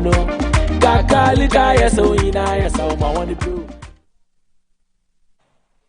Right, so we will talk about Black Stars. We definitely will talk about Black Stars because tomorrow we have a big game. It's a mouth-watering game. It's going to be a nerve-wracking one as well. We'll talk about it, but my guests will be given the opportunity to learn. In fact, Alfred, to be fair to him, this is second team. I'll give him the chance for him to learn. Then I bring in my very good friend, Ebenezer Amuzu, who is with the Ignite Sports team, to tell us what ought to know as far as our preparations towards tomorrow's game is concerned. So let me bring in Eben. First of all, let me say good morning. Yes, good morning. Good morning. Wonderful. So just give me some 5 minutes. Sure, that's fine. Yes. Fortunately, Alfred is also a very good friend, so you don't have a problem. He has a point to make, and he must allow him to make. Okay, that's fine. Yes, Urupa. Yes, I'm the sake of time and because we need to run up early, I'll spare this moment. But what I would say is that in everything that you are doing, you need to be nationalistic. You need to think about the nation first. That is fair and foremost. Secondly, when you're given a place to serve, you should know that you are going to serve people. You are not going to serve yourself. Once you start thinking about you first, what happens is that you become a failure from the beginning. So service is about serving people, being in a ministerial position, in a CEO position, in any position that you are in, even in the basic work that you are doing. The first thing is that you are supposed to help people. If you can't do that, know that you failed. And if you want to see this country grow, if you want to be like the Singapores and the South Koreas and other things that people are using as an example, then we need to change our attitude, we need to change our ways, we need to change our mindset. And it starts from the top. Everybody needs to get involved. People should see that, first, it used to be government will come 8 years, 4 years, and they are gone. Now it's changing to just 4 years. When you look at the results that come in, you realize that after every 4 years, people want the government to even go. And it will get to a time that they will not even want any government at all. So either we change our ways and do the right thing now and get the nation back on its feet, get it back on track and leave a legacy for our children and our children's children, or we all sink together. But we need to change our attitude and our behavior and our mindset, especially when you are given an authority. If you cannot do that, then don't go into it at all. That's true. That is the only thing I can say. That's true. And it's for us all to do that. You see why I've been campaigning for him on the show. You do? Put his partisanship aside. Like, Alfred is a very good person. Put the partisanship aside. He only wears his glasses and he comes and easy. You know. Did you say he's a good person? Oh, no, he's a good guy. Alfred is a very, very good guy. You know, if you're looking for somebody with integrity, and you see the position he's aspiring for, you need somebody you can trust with your resources. One of the reasons why he would tell you that he's not rich, and I'm using rich advice, is because he would not do anything that would tarnish his reputation of his name and that of his family. He could have easily today been commanding 100 houses in Accra if he wanted to. But that doesn't stop him from paying for the adverts. If you bring money so that Metro can do. The best thing we should do is to help others to make it. And then you can make it. Master, we are not talking nationalistic. It's your campaign. Come and let them market the thing. If you listen to it, in fact, we're doing appeal for facts. You can change. It's an okay number. You should put I'm doing appeal for facts, so you will not. Or you can take on number. I should put it on my behalf. Oh, then put my number out for him. I can give my number out. We'll do that. 0244. No, we'll do that. 0244 for the rest. I hear you. Ebenasu, yes, sir. Are we good to go tomorrow? We're good to go. Good to go. In fact, it's a bit scary, but we are good to go. Why is it scary playing against Colombia? What's their style of play? What's their track record? What is this team, the Colombian team? What do we need to know about them? The Colombian national team are a team that plays like Ghana. Oh. They have the energy, the agility. They just play like the way we play. Wow. So we are not going to meet a team we can bully. We are meeting a team that we may bully or they may bully us. Interesting. You see, so it makes it very tough for the Black Stars. But the good thing is, our coach has coached Colombia before, so he knows them too well. His coach, yes, he knows them too well. He knows the Colombians very well. Yes. I think in 2019 he coached them. So we may ride on that score to say we may have an edge over Colombia, but it's not going to be an easy game. It's going to be very tough, difficult to break through their defense. They are going to run at us. It's going to be a cagey encounter. But let's just hope that we'll have one or two tricks to make it happen. Our coach yesterday said in a post-match, pre-match interview that Ghana will have something to enjoy after the game. We are going to be happy after the game. We are going to be excited. There's going to be joy. So let's hope so. Let's pray he has a trick. I am not too convinced of the scoreline, but I'll go for a 2-1 win for the Black Stars, or a 1-0 win for the Black Stars, or 1-1, and then maybe extra time we'll win by 2-1. It's going to be a win for the Black Stars, but going to be a very tough win. Tough win. Wow. They are not going to come easy. I would be happy if we had met Portugal than Colombia. Because Portugal had issues in their team. Bruno Fernandes wants to be the star man. Ronaldo wants to finish everything and then just leave the scene. And there are issues. But for the Colombian national team, there is no star. Compact, maybe Luis Diaz. You may say that maybe Luis Diaz is the only star that we have to get an eye on. But apart from that, they play as a unit, and that's more scary. But we pray that the Black Stars will come out victorious. Tough game tonight. In fact, tomorrow morning at 1:30 a.m. We are not sleeping. So we've left home. Our wives and other people should know that we are not coming home. So the floor. Thank you. Please. It's an open exit. The definitions are many. These days, when you say what the definitions are many. Wife and girlfriend. We have a girlfriend. No, he has He's talking for too many girlfriends. Wives. Yes. That's all too many girlfriends. Everybody here is my girlfriend. Hey, we are guys here. No. Everybody here in this. Oh, you mean it within this building? It's my girlfriend. And you need to ask them permission to stay out. No, I have to tell them I'm staying out. That's it. Okay. Okay. But don't you think that, just a quick one on him, don't you think that with the coach also coaching Colombia, it will make the Colombia team also, try and tweak their style a bit? No, there are some things that you can't change about the Colombians. For instance, Ghanaians will always be Ghanaians. We like to be expressive. You are bringing different players, and the Ghanaian players, you are bringing different players from various sectors. I understand you. I'm saying and that the way the philosophy, what I'm saying, the philosophy won't change. I get you, but some things will change. They could also trick you. Yes. They could also trick you. That's true. This is the world stage, and playing here is very difficult. They understand our coach's philosophies very, very well. Yeah, they also know the coach also knows them very well. So coming into the game, but don't forget that they have a different set of coaches now. They will have a way they want to. Because the Colombian coach would have known that Carlos once coached the Colombian national team. Yes. So that will inform strategy. Yes. Yes. So he's going to get the style of play, everything. At the end of the day, it's the grit. Do you want to win? Then play for a win. Yeah. You see, what the African countries were playing, it's like they were not prepared for a win. And then they are leading.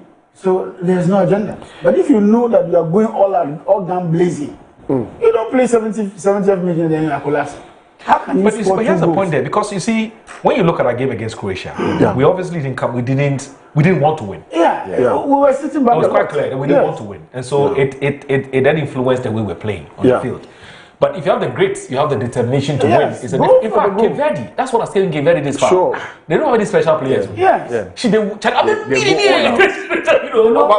biggest test for them, they're like warriors. They're fighting. The biggest test is against Argentina. I want to see what is going to happen against Argentina. That's why Argentina will stop them. No, it may be very tough for Argentina. What? Yes. It's going to be tough for Argentina because of their style of play. And they have a very good goalkeeper in post. In fact, so if not the best. It's going to be very difficult for Argentina. They will have to find a way to it's not football they are playing, they are fighting. Yes. So they play their low block, and when they are progressing, they are also very sharp. So playing against a team like that is always difficult to play. If they decide to sit at a low block, just impose your game. It's going to be tough. That's why I love the Pep that you like. Let me score. It's not as though I'm just going to soak the pressure throughout. let's play an open game. Whoever scores more wins the game. That's all. But some people are, well, let's score one and just wait. Football is full of strategies. That's inferiority. Ghana, we know when we meet Brazil, we can't play Brazil. Yes. But we did a mistake in the, is it 2010 World Cup? No, 2006 World Cup. We opened up. And they whip up 3-0. When we meet Brazil today, I'm not sure we'll do that. We'll sit low block and then counter them on the break. Did you realize that after the England match, the England English players were complaining about our style of play? Yes, but we got the results. We were very angry. Bellingham was virtually angry. But we got the results. We came there. That's what we came to do. No, there's nothing wrong with that. We got the results. That's what's important. But against DR, was it DR Congo? And who? England. And who? Was it DR Congo? Yes. The Congolese. They opened up.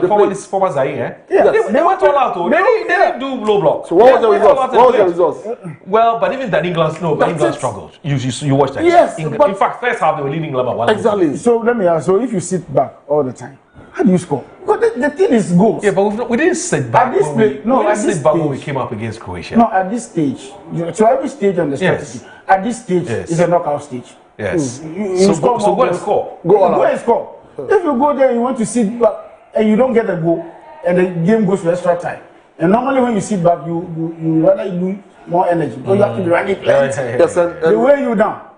So Riley, Coach Carlos Perez said, this is the start of the World Cup for Ghana. We are starting today. We are starting tomorrow. So let's hope there's a style and it's going to help us. No, I will be watching. am not 2-2. I'm not too confident. But let's see how all happens. Atizigi is fit. Fully fit.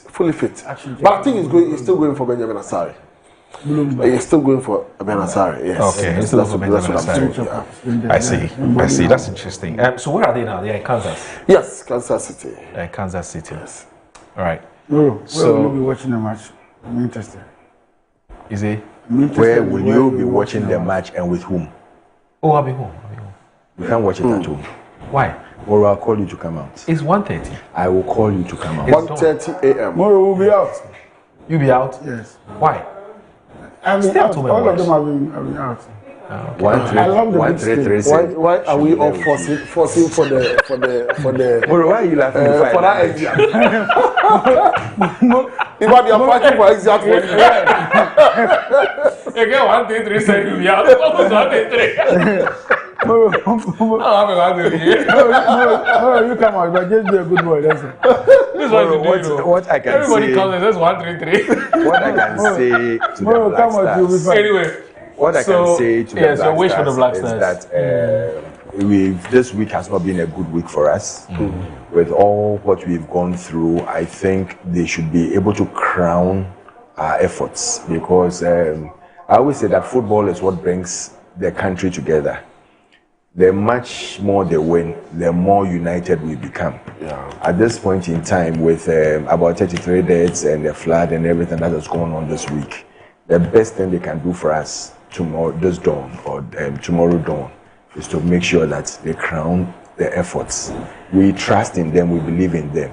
They should go out there and be conquerors. They should go out there and be Ghanaians. They should go out there and bring a win home and not break our hearts. We beg them. Okay.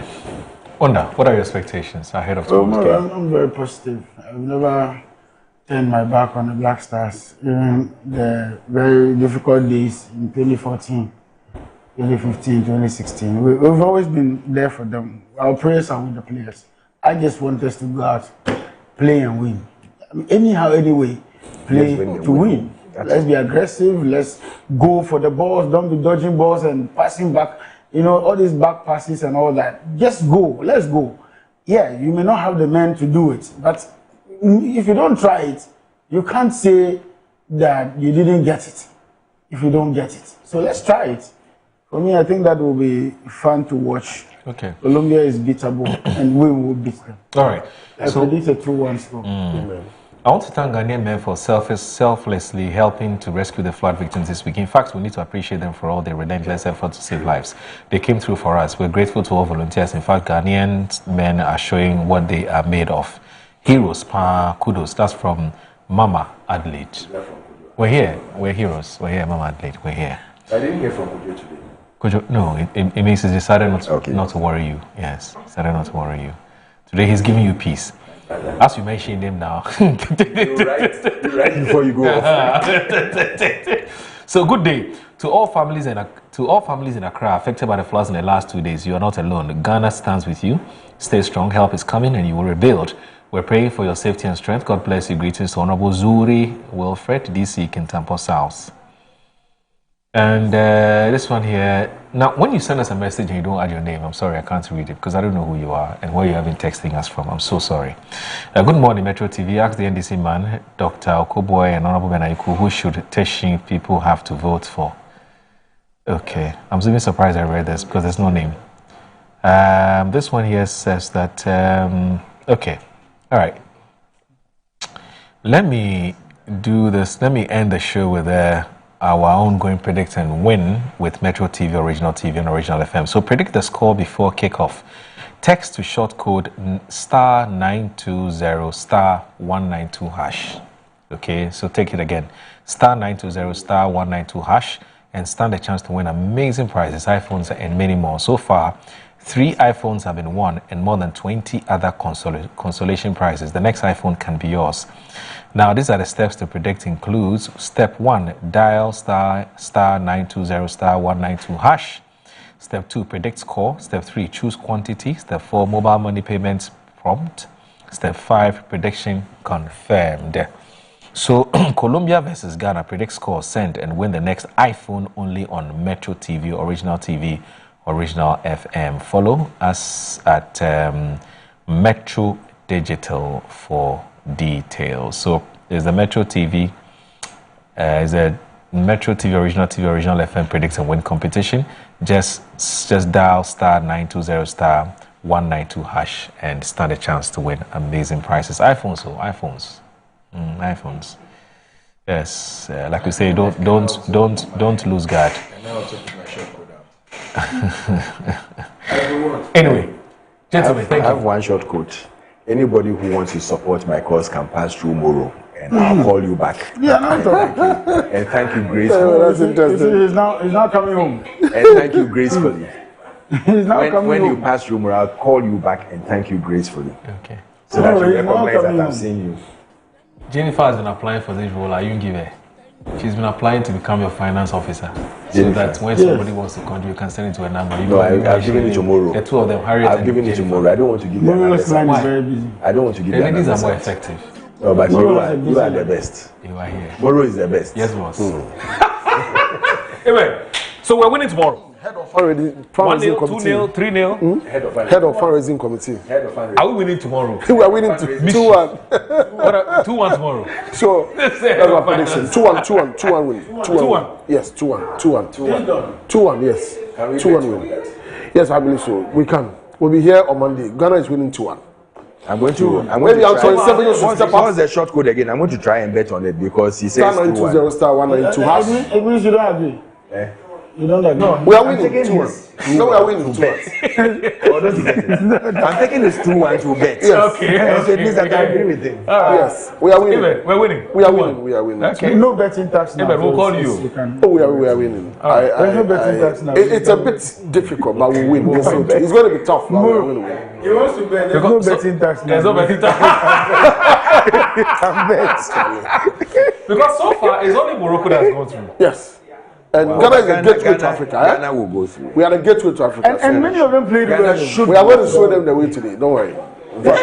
Charlie, Spain and Austria. 2-0 against Austria. Tough game. Tough game. If anybody can tell anyway. Tomorrow you watched it. Hey! If anybody all at home. Yes, please. Yes, please. Yes. Thanks for coming. Thank you. Very good. No, I mean, thanks for making an appearance on the show, please. That's fine. Thanks for making an appearance on the show. The coming was a little bit dicey. Thank you. Thanks for coming on the show. No, I'm just that is why you had to correct it. That is why you had to correct it. Please. Anybody who can get to the team should tell them that when they go to this door, they should play as a team, not as individuals. Yeah, I agree with you. Play to win. If they play, should Jordan start? Yes, he should. Oh, please. Have a good day. My name is Aldo Moro. Thanks for watching Good Morning Ghana. Bench Jordan. Bench him.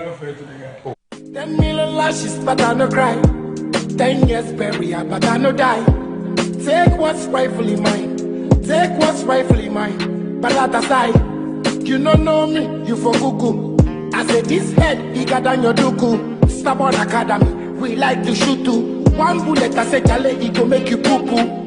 On a bicycle, so take your trailer, and I'll be famous like Mali and the Whalers. I know they kiss us, fuck all your favors. Nobody bigger than God, Jehovah. You know go fi show me nothing. Bring horse, I go bring my tortoise. On God, me I promise, you go be the hour of the day. If you don't know, you for ask, stop rushing. This city, they see need brushing. On God, me I promise, you go be the hour of the day. Nossa, a seleção de Gana segura a poderosa Inglaterra de 4. Tocando o Bellingham lá dentro da área. O Caio Saka, já chegam 2 na marcação. Aí do Saka, leva pro meio, Saka a batida, defendeu! Que ele perde, hein? Chances mais claras do jogo, né?